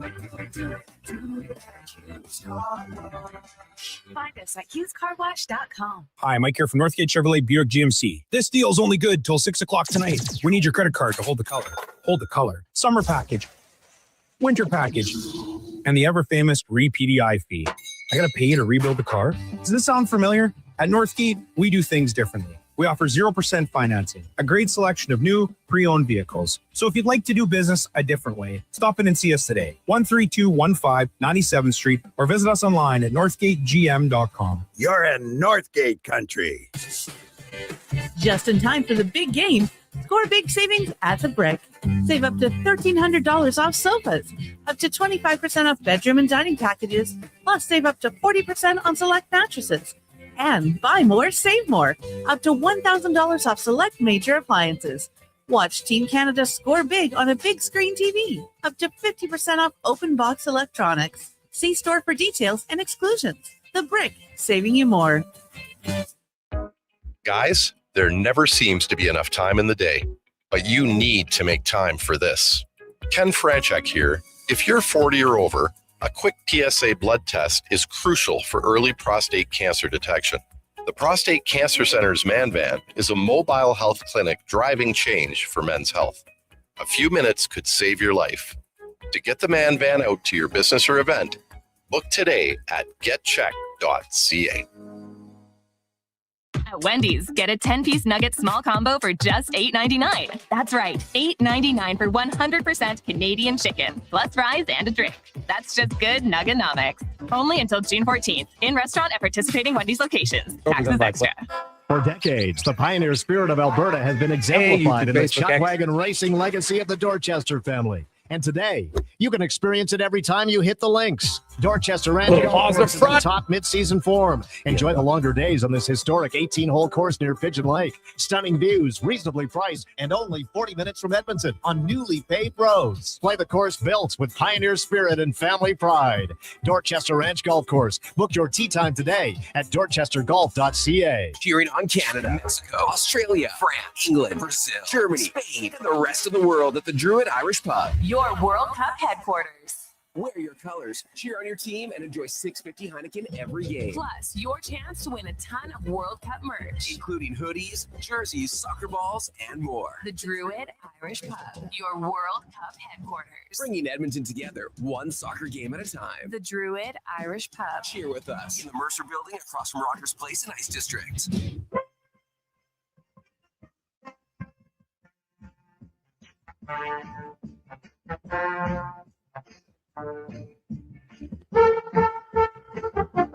Portions of this hour brought to you by Crystal Glass, your clear choice for residential windows, locally manufactured and installed. Crystal Glass provides a beautiful product and incredible customer services for all of your residential needs. Call 310 Glass or visit crystalglass.ca for a quote. This is Sports 1440, where Edmonton talks sports. On YouTube, Facebook, and X. Here's Jason Gregor. Brought to you by playalberta.ca.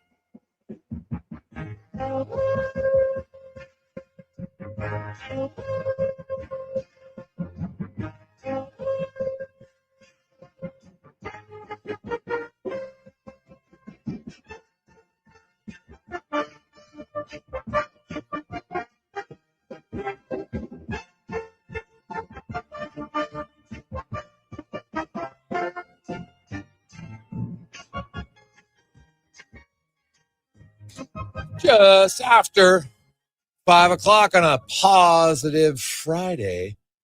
How are you? Jason Gregor, Connor Halley, Wanye Gretz, Declan Kruger. As you hopefully you made it through the week. Now, window down, maybe let the air blow through the hair. You're getting ready for a fun weekend. Lots of sports. World Cup games. Of course, one more tonight. USA will make their debut this tournament against Paraguay. Then you got 4 games Saturday, 4 games Sunday. Canada plays again next Thursday. We got the Cup is in the building in both San Antonio and in Vegas, as Vegas is down 3-2. San Antonio is down 3-1. It's not a cup.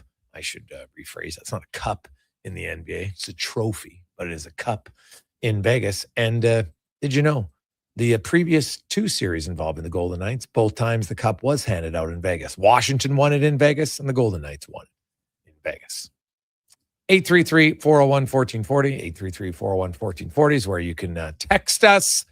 We get to the spec report brought to you by GS Construction, your underground infrastructure specialists. And they are hiring. Go to gsconstruction.ca. Pipe layers, operators, top men, and more. gsconstruction.ca. As Mark Spector from Roger Sportsnet joins us. Spec, how you doing? I'm doing okay. Watched a little soccer this afternoon. Like every other Canadian, even the guys at work, I think we're watching that game, don't you? Well, some of them. Connor was telling us his wife's work put out a memo. Do not stream the games at work after many people abuse that during the Olympics. Yeah, well, it's tough. Hey, buddy. I'm not paying people to watch soccer here if I'm running a company, so I do No, get it's it true. I get it. They can't all have a slack-ass job like us where we have to watch the That's games. right. No, you know what?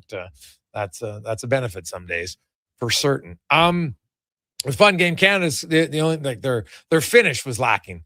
Spec, kind of like you on the putting green, no finish. You know what? I thought they weren't ready to win early. Like sometimes a game starts and your opponent isn't very good. You know, they had a corner kick like 40 seconds into the game. And I think you said earlier their first 4 corners weren't even close. They didn't even look very organized. Like I felt like Serbia Herzegovina, they didn't show up till halftime almost. Yeah, they got a goal on the only chance they had, but like Canada had a chance to bury that opponent early in the game. And I thought they were very slow starting and lackadaisical, and they did not seize. There was a giant opportunity. They have 8 corners in the first half, Jay. And yeah, I know. It seemed like every time I looked up, they did. Yeah, a huge opportunity that they did not seize. They didn't look like they had any urgency. That was the only thing that disappointed me. When they had urgency late in the game, my goodness, they scored a goal. They had a whole bunch more chances. If they had that urgency from the first minute, they'd have won 3-1. Yes, I think that's fair. They controlled lots of the game. They just were unable to finish. But, really good start. Just probably not the best. Better team. Yes, they were the better team today. I don't think there's much debate on that. And now if they can finish, hey, that Qatar game though, now you have to win that game. Lower team for sure, and not only win it, Spec, maybe get a 2 or 3 goal lead in that game. So because it might come down to 4 goals against now that there's already been one tie in their pool. The Darnell Nurse no trade. Philadelphia is a team that is still being out there.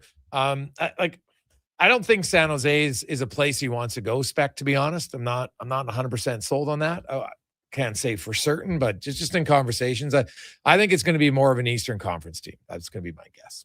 Yeah, Elliott did report today. He reported that it was Eastern Conference and non-Canadian, which throws out,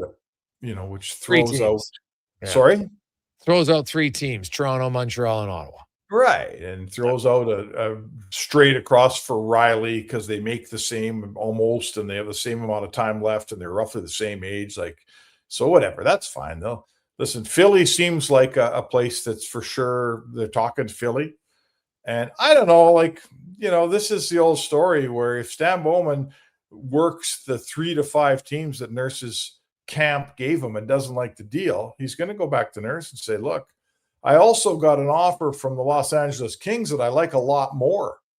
So, if you really want to move, you might have to expand that list a little bit. And, so let's see where it goes from here, man. If Bowman can make a move with one of Nurse's teams, great. Everybody leaves happy and everyone's happy, but it doesn't often work that way. Often that, sometimes the best offer comes from a team that wasn't on the list, right? Very possible, right? And like Stan Bowman, you know what? You're going to get the list from him, but you're also going to reach out to other teams just to see, right? What's your interest level, and maybe if some team comes back and say, well, Darnell, what about here? Because you never know. Yeah. And do I think this deal comes before free agency? I do. I do think the Oilers would like to, after a conversation today I had, that they would definitely like to have their coach in place before free agency, even at the draft, although, the draft trades are probably more, it's not about the draft, it's about the potential of trades, but, you'd like to have them in even before then, because that means you have a week to kind of plan and set up on who you're going to look after. So we'll see. Have you heard anything lately new on, are they going through this investigation? What's happening? The investigation is ongoing, and I have not heard anything new today. The general feeling, and I would have said this without having heard it from anyone, is there is no chance Gary Bettman allows this investigation to end while the Stanley Cup final is going on. They don't like things taking the spotlight off the cup final. Yeah. And that's what that would do. So I guarantee you, however long this final goes is going to be a few days less than however long this investigation goes. How long does the investigation take, Jay? I got no answer for you. I just don't know. Yeah. And that's fair.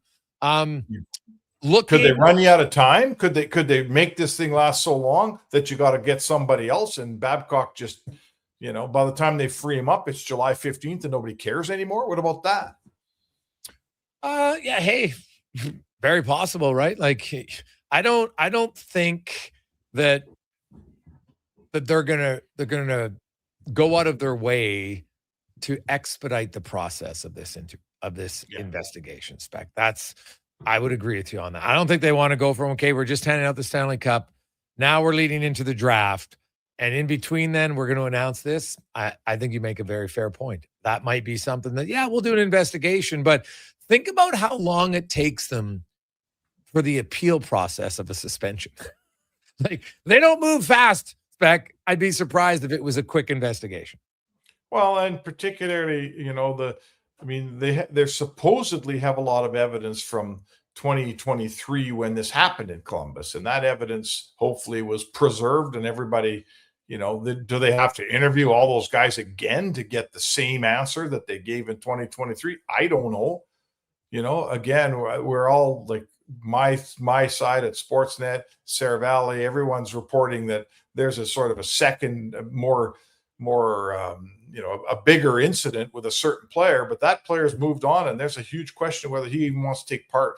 They can't force him to take part. You don't subpoena a union member the way you might in the court of law, right? So if the guy that's supposedly was the victim of some transgression, even worse than looking in the cell phone, if he doesn't want to take part in this thing, now what? What happens then? It's a great question. So I honestly don't know, because we don't know, what was involved in the whole process. So it's kind of fascinating for me to see how it's to play out here for the for the Oilers, and we'll see if they want to stick with it. If Babcock wants to go through the investigation process or not, because if they do, now there's something else that's going to go public. Maybe he doesn't want it public. I have no idea. And in the meantime, the minute Vegas opens up Cassidy, he'll probably be working for the Oilers the next day, if that happens. Yeah, So. well, that's the big if, right? If it happens, for sure. You look at speaking of Vegas, they kind of got spanked last night. That was maybe the first game where it looked like Carolina was clearly the better team for the majority of the game. Yeah, no, I was, I think we were all waiting for the inevitable comeback that we've seen in every game, right? Like no lead's been safe in this Stanley Cup final. And last night was the first night that a lead was safe, right?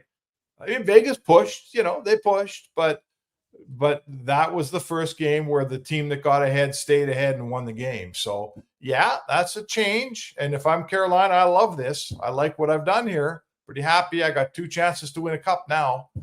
I didn't think that, typical Torts, someone asked him about changing his goalie, which was an absolutely valid question. Carter Hart's been letting in 4 a night, and his save percentage in the finals about .860. And Torts said it's the stupidest question he ever heard. I thought that was very disrespectful to Aiden Hill, right? Is Aiden Hill that bad that it's a stupid question that maybe he could do better than 4 a night and an .860? I don't think it's a stupid question at all. So, well, I would kind of argue, Spec. You're going into a must-win game, and you're going to play a goalie who hasn't played in 2 months.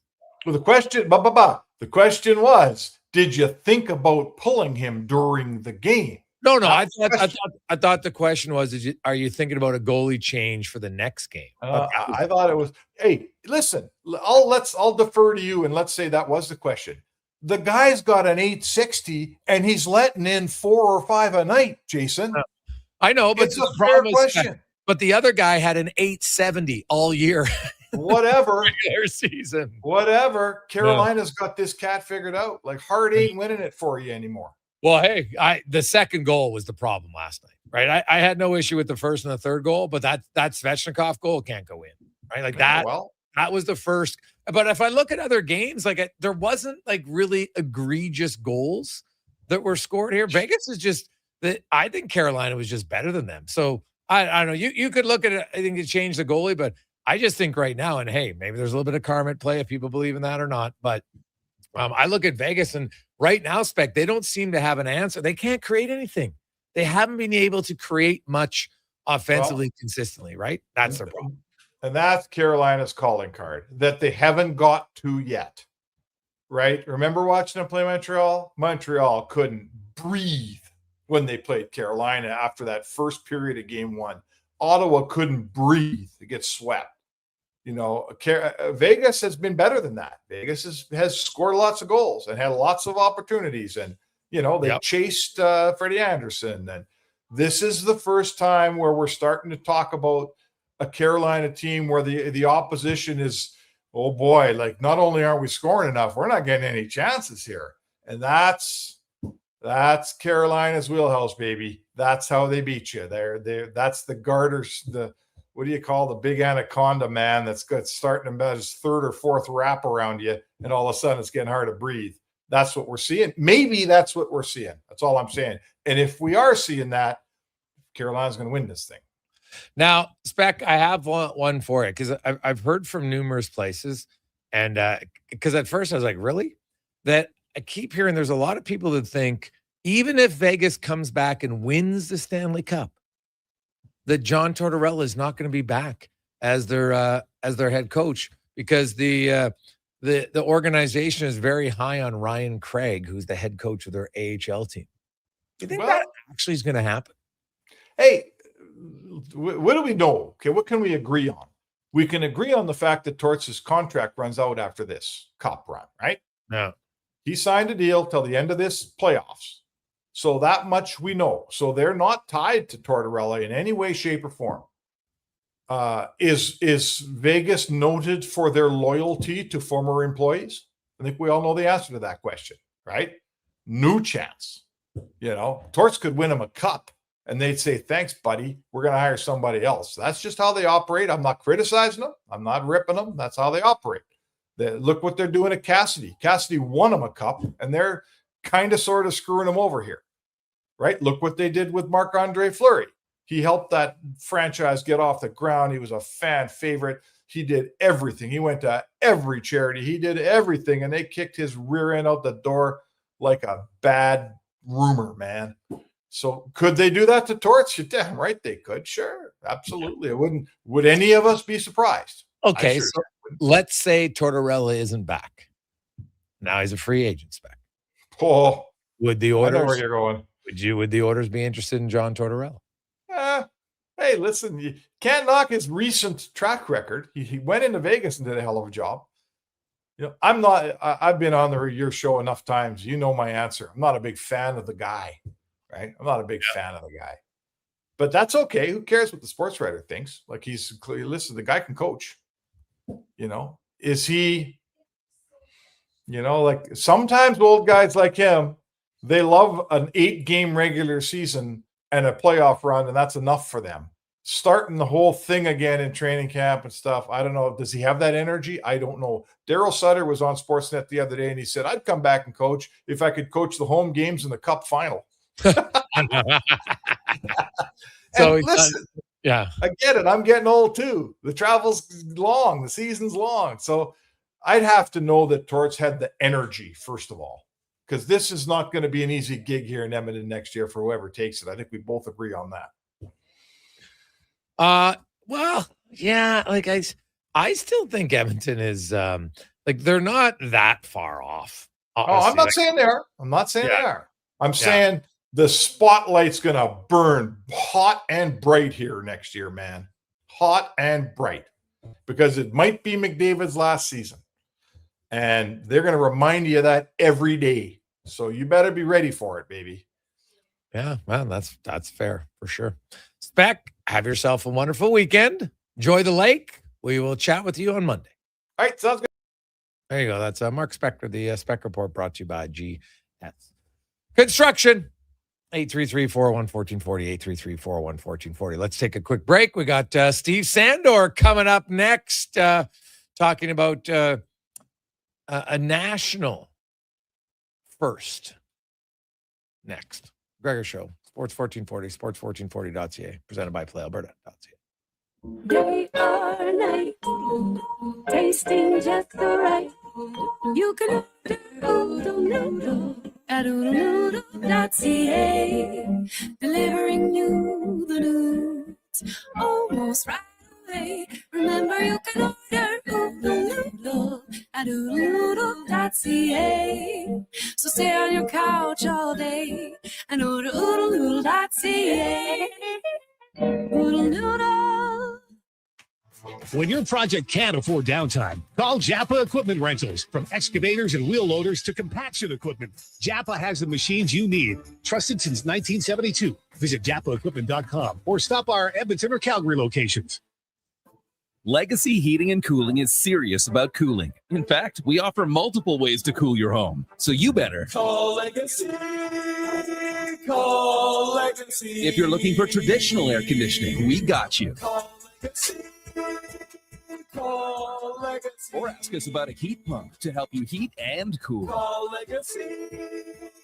Call Legacy. Cool with AC or cool with a heat pump. Cool your home with Legacy Heating and Cooling.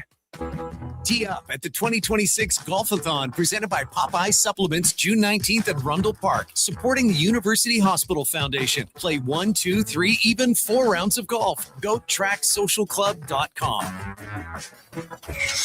Want sports talk on the go?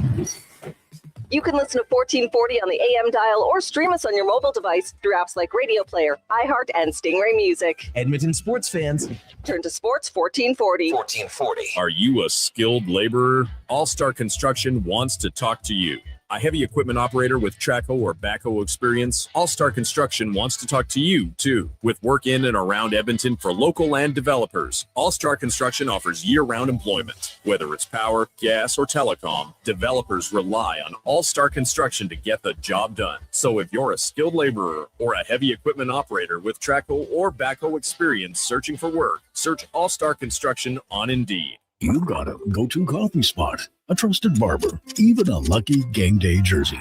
But when it's about looking your absolute best, there's only one name you need, Mr. Dirk. Family run since 1939, we're experts in crafting impeccable tailor-made suits and offering a wide variety of everyday styles. Pair that with personalized one-on-one fittings and the convenience of on-site tailoring. Mr. Dirk elevates your style game. Visit our Edmonton store or explore MrDirk.com. Score big on style with Mr. Dirk. You don't just need property services, you need problems handled. HireGood provides cleanup, debris removal, site monitoring, and safety attendance across Edmonton. We reduce issues on your property, keep spaces safe, and take pressure off your team. We resolve real problems for businesses while creating real impact because our team is built on second chances and they show up every day ready to prove it. Visit hiregood.ca or call and mention Jason Gregor for a first-time discount. HireGood. Stable jobs create stable lives.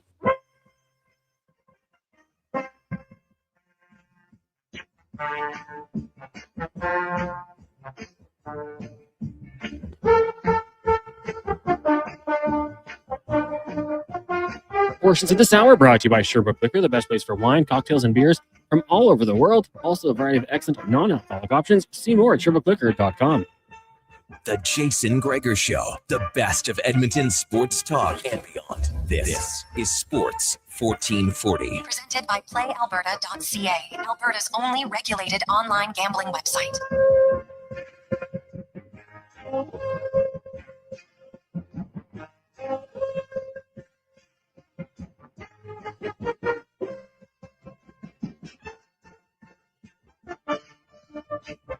We continue on. Jason Gregor Show. Connor Halley, Wanye Gretz, Declan Kruger with you as you make your way home. Or, hey, who knows? Maybe you're making your way to work. Wherever you're making your way, we hope it's safe. It's fun. You had a good week. You're going to have an even better weekend. Time now for our soccer report brought to you by Legacy Heating and Cooling.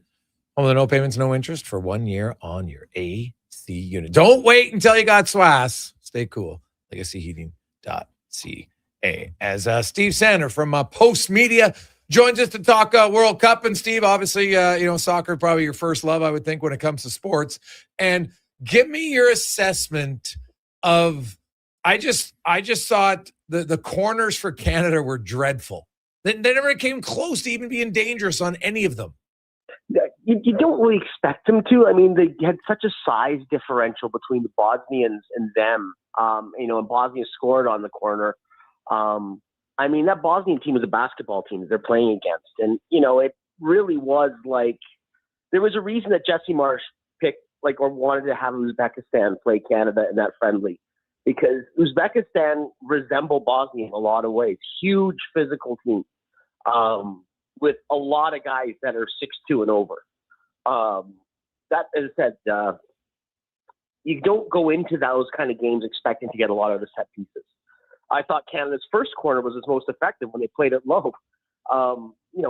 Just throwing balls in the air with that, you're never going to win that battle. Canada doesn't have the size to win that battle. Canada was going to have to, really, if they're going to win, or how they're going to succeed was by passing Bosnia off the pitch, which they kind of did in the second half.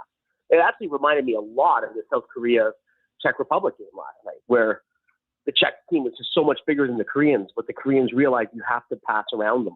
They're not that quick. And that the Korean team being quicker and better ball-moving team finally got through late in the game, realized, there's just no way that you match up in the air. So the corners thing wasn't that big a deal to me because that's kind of a lost cause. Really, a corner, I would have just played them all short. And kept possession because you're just not going to win balls in the air against a Bosnian team. Yeah, okay, that's fair. It really just came down to a little bit of lack of finish. Like they had some good chances and just didn't bury them. I would think that Jesse Marsh is telling that team in the dressing room, don't change a thing. A lot of times in sports, and you know it, Jason, you've seen it. It doesn't matter the game, that not always the better team wins. Oh, yeah. And it's sometimes it's luck plays into it. Sometimes there's just fortune. Bosnia had maybe 2 decent scoring chances all game long. They scored on one of them. The other was a break that Crepo saved. That was a big save. But Canada had chance after chance. And I mean, the possession was 70-30 for Canada. And as I said, by the time we got into the second half, Canada was just passing circles around the Bosnians. Yeah. But it was just, I mean, that Richie Laria chance, the shot that hits Kolasinac and goes off the underside of the bar, 99 times out of 100, that ball's going in. Yeah. That's not even. I know. It made no sense to me. It's a freakishly lucky thing. Yeah. It's a freakishly lucky thing. And sometimes you just have to put it down to, I don't know. The gods are not on our side today because there's nothing else Larry could have done with that shot. It was perfect. Kolasinac gets his foot. It hits the top of it. It should still go in. It hits the underside of the bar and somehow stays out. Yeah, I know. It's just like how it's pure luck. And I mean, Canada had other chances, and I thought like the one that Jonathan David shot right at the keeper, probably halfway through the first half, where he kind of had everything, and I think it almost surprised him how it opened up for him. Jonathan David's a guy who's struggling with his confidence right now. You can see that. But in terms of the way that Canada created chances, the way that they dominated the possession, I don't think there's much Jesse Marsh has to change with this group. What about, would you have Kyle Larin come off the bench again, or would you consider starting him? I think against Cotter, you start him. Let's face it, like the way this group is going to shape up, the team that actually wins this group might be the one who beats Cotter the worst, like with goal difference, right? There's no mercy in international soccer. Yeah. I think you'll see Switzerland tomorrow. They ain't going to go out to win 1-0 tomorrow against Cotter. They're going to say, we got to pile it up. We got to be ruthless because, knowing that Mexico group, that if you finish first, you're going to get, possibly a third place finisher or, the second place or, a team out of Group A, which is a weak group outside of Mexico. And even Mexico, if you get them off Mexican soil, not that great. It could be a good matchup. You don't want to finish third and maybe go into the wild card. And if you're third place wild card, you have to travel to the States, and then you're facing someone who won a group. Yeah. So it really could boil down to pumping goals past Cotter. And now it's Switzerland's turn is first. Canada's turn will be next. And I know I'm showing Cotter a ton of disrespect. But yeah, I'm showing Cotter a ton of disrespect. This is like how the group might shape up. I think if Canada plays as they did against Cotter, they could score 5. Yeah, well, for sure they could. And you got home soil there. I agree with you. You're at the World Cup. There's no time to sit back because goal against differential is going to be massive. Yeah, absolutely. And, I don't think you're going to see the Swiss take it easy tomorrow. Like, I don't think the Swiss go up 1-0 and you're like, oh, they're going to pass the ball around. I think Bosnia will think the same thing when they play Cotter in the final game. And I think, Canada, the Swiss team is very good. I mean, they're the one that most people would pick to win this group, but you never know in this sport. And, I would actually look at, that Mexico-South Africa game. People would say, oh, Mexico, good result. But, South Africa were down to 9 men. Yeah. You have to put more than 2 past them. Yeah. You should be winning that game. The way Mexico dominated, Mexico should have been winning that game 5-6-0 at home. Yeah. But they didn't take advantage of all their chances. And you just, it's frustrating just because I think on another day, Canada scored 4 against Bosnia. And I think they would have been full value for it. Yeah, no, that's fair. Steve Sander joins us. You mentioned that game last night, 3 red cards. There was only 4 red cards in all of the 2022 World Cup. What did you make of red card extravaganza in the opening game? It's really the last one, the Mexican one, which was silly. South Africa was overmatched. Yes. And, this again this is the 48-team World Cup, and we can have a debate about this, about expanding it by 16 teams. But we really get into that discussion about teams that really probably shouldn't be there. Yeah. Because that South African team, if they get a point, I would be stunned. They are not the best team in Africa. They're not the second best team. They're not the 5th best team. And they are coming out and looked overmatched. And they're going to be overmatched against South Korea, and they're going to be overmatched when they play the Czech Republic. Yeah. It's like the same with Cotter in this tournament. And then you see teams like Curacao and Haiti, and all respect to them. Don't get me wrong. All respect. but there are going to be a few games in this tournament that are going to be really ugly. And again, because teams know goal difference is always a thing in soccer, that you got to pump some goals past. And, I don't think we've had, probably not since Germany beat Brazil, which did two teams that you wouldn't think of, the blowout game in the semifinals of the World Cup of 12 years ago now, I think.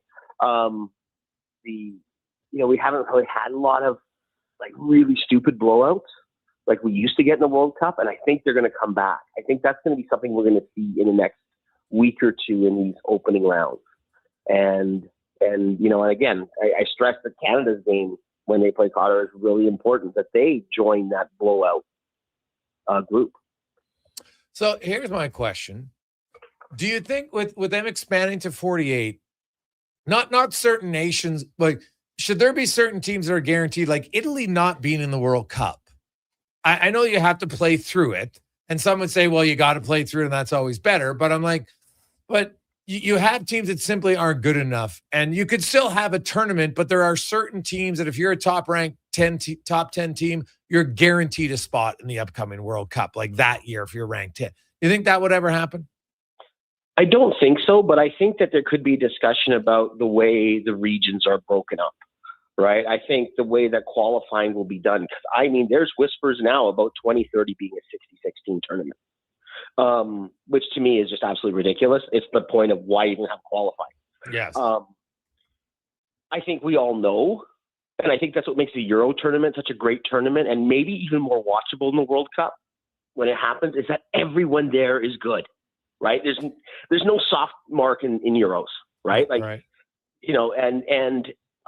The fact is that even the early round group games are really, really good, because you even say the 23rd or 24th best team in Europe is probably top 45 in the world, right? They don't fall out of that group. And, you look at the European teams that all missed. And I think, you look at not just Italy, but you look at your Ireland, you look at your Hungary, you look at those teams that did really well in Nations League or did really well in recent Euros, and have superstars, right? I saw, and again, people are going to look at my last name, so here he goes about Hungary again. But, they were talking about who's the best player not at the World Cup because his country can qualify. And, the consensus was it was Dominik Szoboszlai from Hungary, the Liverpool midfielder. And these guys aren't there. And you see that there's countries from other regions that really, for political reasons, those regions are given extra marks. So there are teams from the Caribbean. There are teams from Asia that are getting in. And it isn't the best 48 teams that are there in the world. It's 24 of the best teams, and then 24 that are kind of there because their regions and the way they qualify. And yeah, I guess it makes this tournament a more broader appeal. But could you imagine the World Hockey Championships and them saying there's only 4 European teams that get in, 1 North American team. So either Canada, United States, either of you are not getting in. And we have to have 3 Asian teams. So Japan, China are going to be there, but either Canada, United States are not. That's kind of how soccer works, right? I'm using an extreme example, but it would be like that. Because really, if you wanted to be fair about it, pretty well everyone from South America outside of Suriname would get in. And of the 40 European nations, 30 would get in a 66-team World Cup. To make it competitive, but that's not the way it is. It's a political thing, right? And they're trying to extend, and obviously every 4 years the FIFA president gets voted, and every country has a vote. Right. St. Lucia has the same power in FIFA that France does. Okay. And so doing things for smaller countries has always served FIFA presidents well, because they vote in blocks. There's 20 some votes out of the Caribbean alone. How many small African countries are there? Tons of them, right? And I'm not, again, because I know that sounds like I'm, being prejudicial towards certain regions. I'm just stating the fact about when it comes to, you look at the soccer powers of the world, they don't have much more say than a country of 100,000 people, an island nation. So like a soccer power like France or England or Germany, or even like a country like the United States or Mexico, doesn't have that kind of pull. And so that's why we have a World Cup like this. Yeah.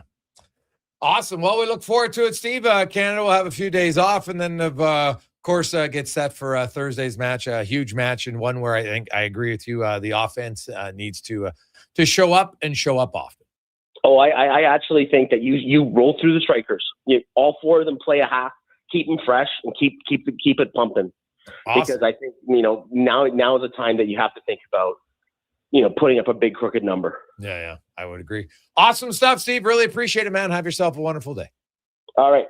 There you go. That's Steve Sander from Post Media talking World Cup. And so Canada's got a few days off. Their next match, of course, is 4:00 next Thursday against Qatar. We'll come back. We got Cam Tate's 2-Minute Warning, Wanye's World, and more on the Gregor Show presented by PlayAlberta.ca. With Play Alberta, backing the home team goes beyond the bets. That's because your picks have provincial impact.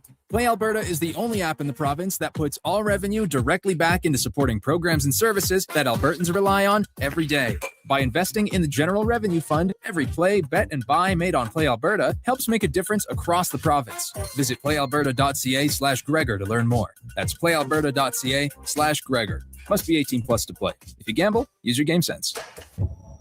Say hello to your new favorite drinks. Introducing new McCafe Refreshers. Icy cool, undeniably refreshing, and available in 3 flavors. Strawberry watermelon, mango pineapple, and blackberry passion fruit. Only at McDonald's. Getting your vehicle sparkling clean doesn't have to cost a fortune. Take it into Hughes today and pay just loonies a wash. Find us at HughesCarWash.com. Just in time for the big game. Score big savings at the Brick. Save up to $1,300 off sofas, up to 25% off bedroom and dining packages, plus save up to 40% on select mattresses. And buy more, save more. Up to $1,000 off select major appliances. Watch Team Canada score big on a big screen TV, up to 50% off open box electronics. See in-store for details and exclusions. The Brick, saving you more. Hi, Edmonton. Are you ready to serve up some summer fun? Join Subaru at the Edmonton Expo Center on June 13th from 11 a.m. to 2 p.m. for a free family-friendly tennis event designed for all ages from 3 to 83. Whether you're a seasoned player or have never picked up a racket, come to have fun and celebrate the start of tennis season in a comfortable indoor space. Register today at edmontontennis.ca. Make some memories and welcome summer with Subaru. Welcome to Uncommon. The Lawnmower Hospital. Spring is here, and your lawn knows it. Get the professional grade cut your home deserves with Toro. The Lawnmower Hospital has the right Toro for the job, from the residential Toro Super Recycler to the high-performance zero-turn tractor for those larger properties. Shop now for exclusive spring discounts or 0% financing for 36 months on select units. Beat the rush and get your Toro in for service today. Visit lawnmowerhosp.com. The Lawnmower Hospital. Rev up for a ride that truly matters. Join the Princess Auto Ride for Dad Edmonton, where hundreds of motorcycles fire up and roll out together in one unforgettable moment. Enjoy a scenic route, great food, amazing prizes, fundraising awards, and a whole community riding shoulder to shoulder. Collect pledges to support prostate cancer research and awareness in the fight against prostate cancer. Ride strong, ride proud to make a difference this Saturday, starting at Blackjack's Roadhouse in Nisku. Register now at ridefordad.ca. The perfect place to host your golf tournament or fundraiser, company event, celebration of life, wedding, birthday party, or private party. Cattail Crossing Golf and Winter Club. More than a golf course, a fun, welcoming place with beautiful views, relaxing patios, and a team that truly appreciates each and every guest. Featuring Out of Bounds, Cattail's 5-star kitchen. Some say it's the best clubhouse dining they've ever had. Cattail Crossing Golf and Winter Club. Book your tourney or event today at cattailcrossing.ca. Are you overwhelmed by debt and getting non-stop calls from creditors? It can feel like there's no escape. Debt doesn't have to be a life sentence. A single call can turn things around. My name is Parveen Middleton. I'm a licensed insolvency trustee at BDO right here in Edmonton. I can help you become debt-free with a solution just for you. Let's put an end to those calls from creditors together. Call 1-833-BDO-TALK or visit bdodebt.ca to discover your debt-free future.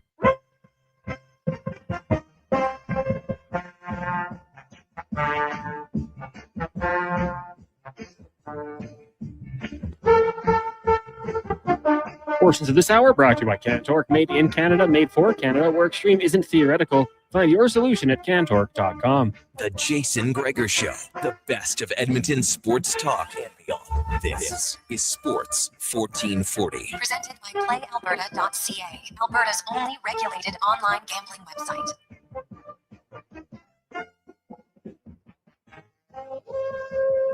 .544 as we return on a positive Friday. Also, Jays and Yankees big weekend set. Alejandro Kirk back in action tonight for the Jays. It's the Gregor Show presented by PlayAlberta.ca. Remember, if you do like to dabble at PlayAlberta.ca, use your game sense.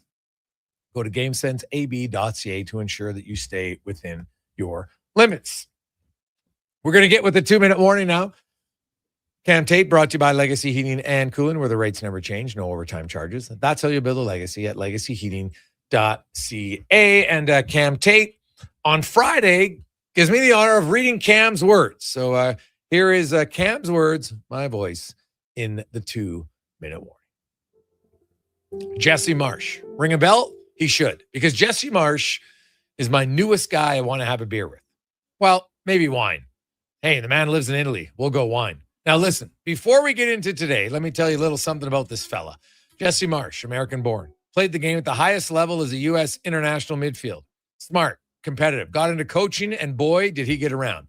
The New York Red Bulls, Red Bull Salzburg over in Austria, and he won there. Then Leeds United in the Premier League, and now he's coaching Canada's men's national team, an American, running our soccer program. And you know what? It works. It really genuinely works. Here's the part I love, though. Jesse is not a fan of the fellow currently sitting in the White House. We're not going to name him. You know what he is. Last year, Marsh went on TV and said it plainly. He was embarrassed, ashamed as an American. Said he was ashamed of the 51st state talk being thrown at Canada. And then just last night, he's on the CBC telling them he feels an obligation to this country now. An obligation. Think about that for a second. He attended a sage burning ceremony, folks. He's not just coaching here. He's becoming one of us. You watch that 11-minute CBC interview, you can see it all over his face, the passion, not just for the game, for Canada. This is not a man going through the motions. That's real. Now, I know he's a little busy right now, so the beer or the wine is going to have to wait. But I have a question for him. Today, Canada earned its first ever point in the Men's World Cup play, a 1-1 draw with Bosnia and Herzegovina. Historic, absolutely historic. So, Mr. Marsh, just one question. How many of our points are coming? I have a feeling we're just getting started. Positive Friday edition, 2-minute warning, Cam Tate, Sports 1440. And he is pretty passionate. He is he's well-spoken, and he's fiery. I like it. I like Marsh, and I think now, obviously, his decision to inject Kyle into the lineup at the moment that he did, literally scored. Laren scored a few minutes later. That was massive. So that obviously worked out very, very well. Now, let's get to Wanye's world. Wanye, what's happening? Well, Gregor, I'm learning about the World Cup.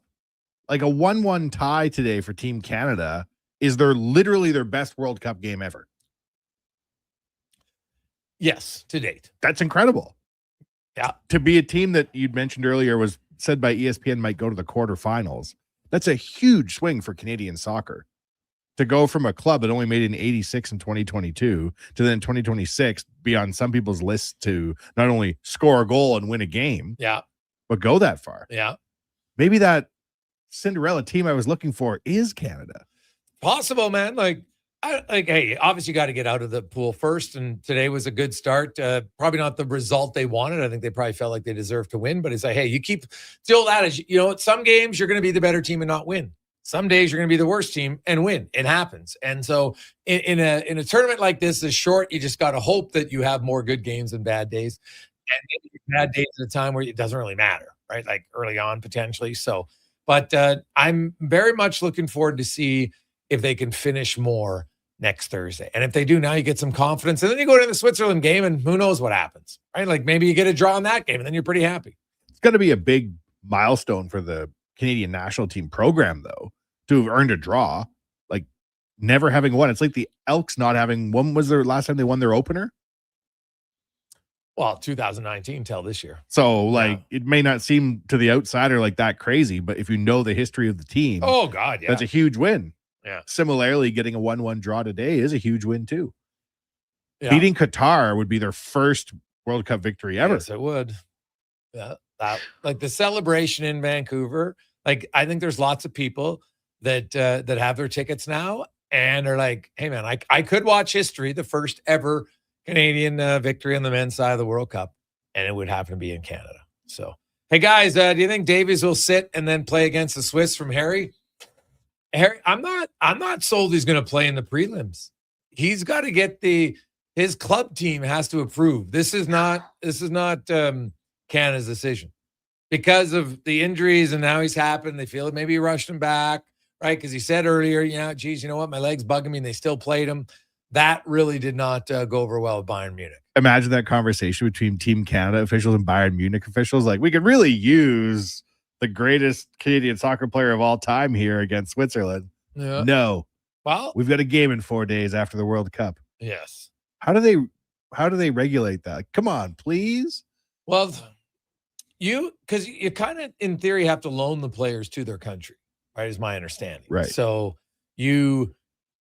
and in a case like this, the team that's paying for them, they've got a vested interest in their asset. There's no question about it. So we'll have to see what happens in regards to where they're going to go from here. But I think, like, if Canada could get through the first round without Davies and then he comes back, like, that's a huge boost to your team. Like, right? What kind of impact? He's obviously a great player, but like for a team like Canada looking for its first win. Hey, he can be a difference maker for sure, right? So yeah, you're upping the skill level overall of your team, right? And I think, like, definitely his speed and his ball skills would be a massive addition to the team. There's no question about that. So, well, if I came in here 0 out of 10 interested in the World Cup, I leave here 4 out of 10 interested in the World Cup. If they win against Qatar, 6 out of 10. Yeah. Oh, I know.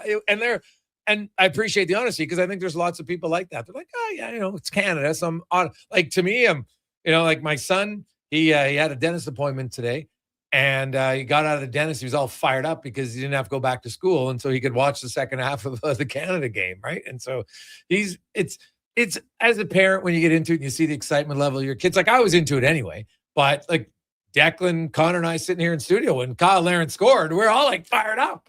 So I was watching it. The thing I love most about sports is it's rare in life when you see someone, have success that, like, other people, you don't score the goal. The other guy scores, and the people who don't score in some cases are happier than the guy who scored. Right? It doesn't happen very often to see that, where when you see Kyle Larin's goal, they scan the sidelines and the sideline guys are going bananas, right? Like this, that's what I love about sports. I love that. When I coached, I love it when one of our guys would score, but the bench would get fired up, right? Like they had nothing to do with it. They're on the bench, but it's the team. We're a team. And I think we need more of that. Even in the world, like we should probably champion some things and say, hey, that's a good thing that it's good for you, but it's going to help us.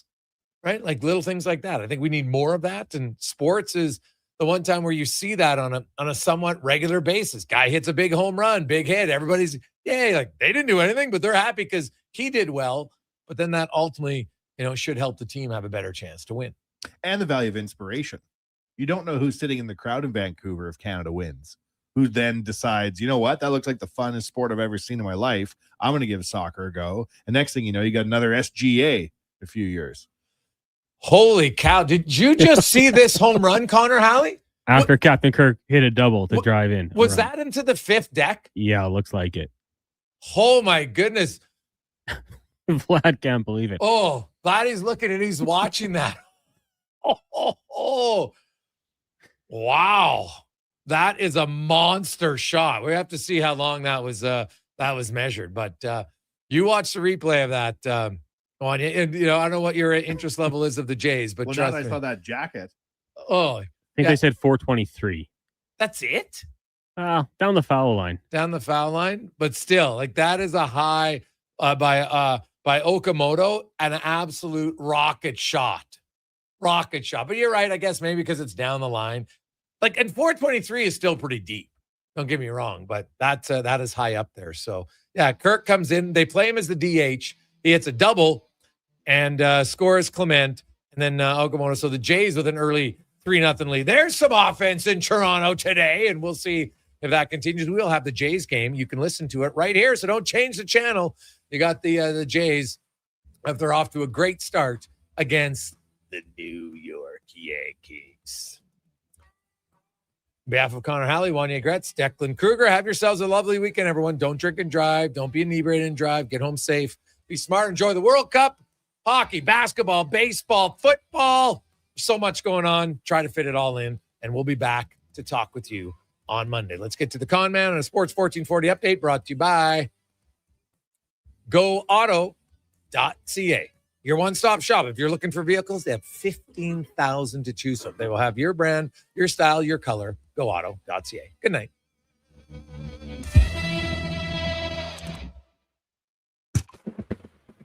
The Sports 1440 update. Okay, so missed it earlier today at the World Cup. Canada and Bosnia-Herzegovina tying 1 apiece. Up next for Canada will be Qatar on Thursday. Later on tonight, Paraguay and the United States from SoFi Stadium in Los Angeles. Kickoff 7 o'clock. Major League Baseball. Jays leading 3-0 over the Yankees heading into the second. We'll have that game in progress after the upcoming commercial break. Elsewhere, Pirates and Marlins side at 1 apiece. The Padres trail the Orioles 4-2. Guardians lead the Tigers 2-1. Red Sox lead the Rangers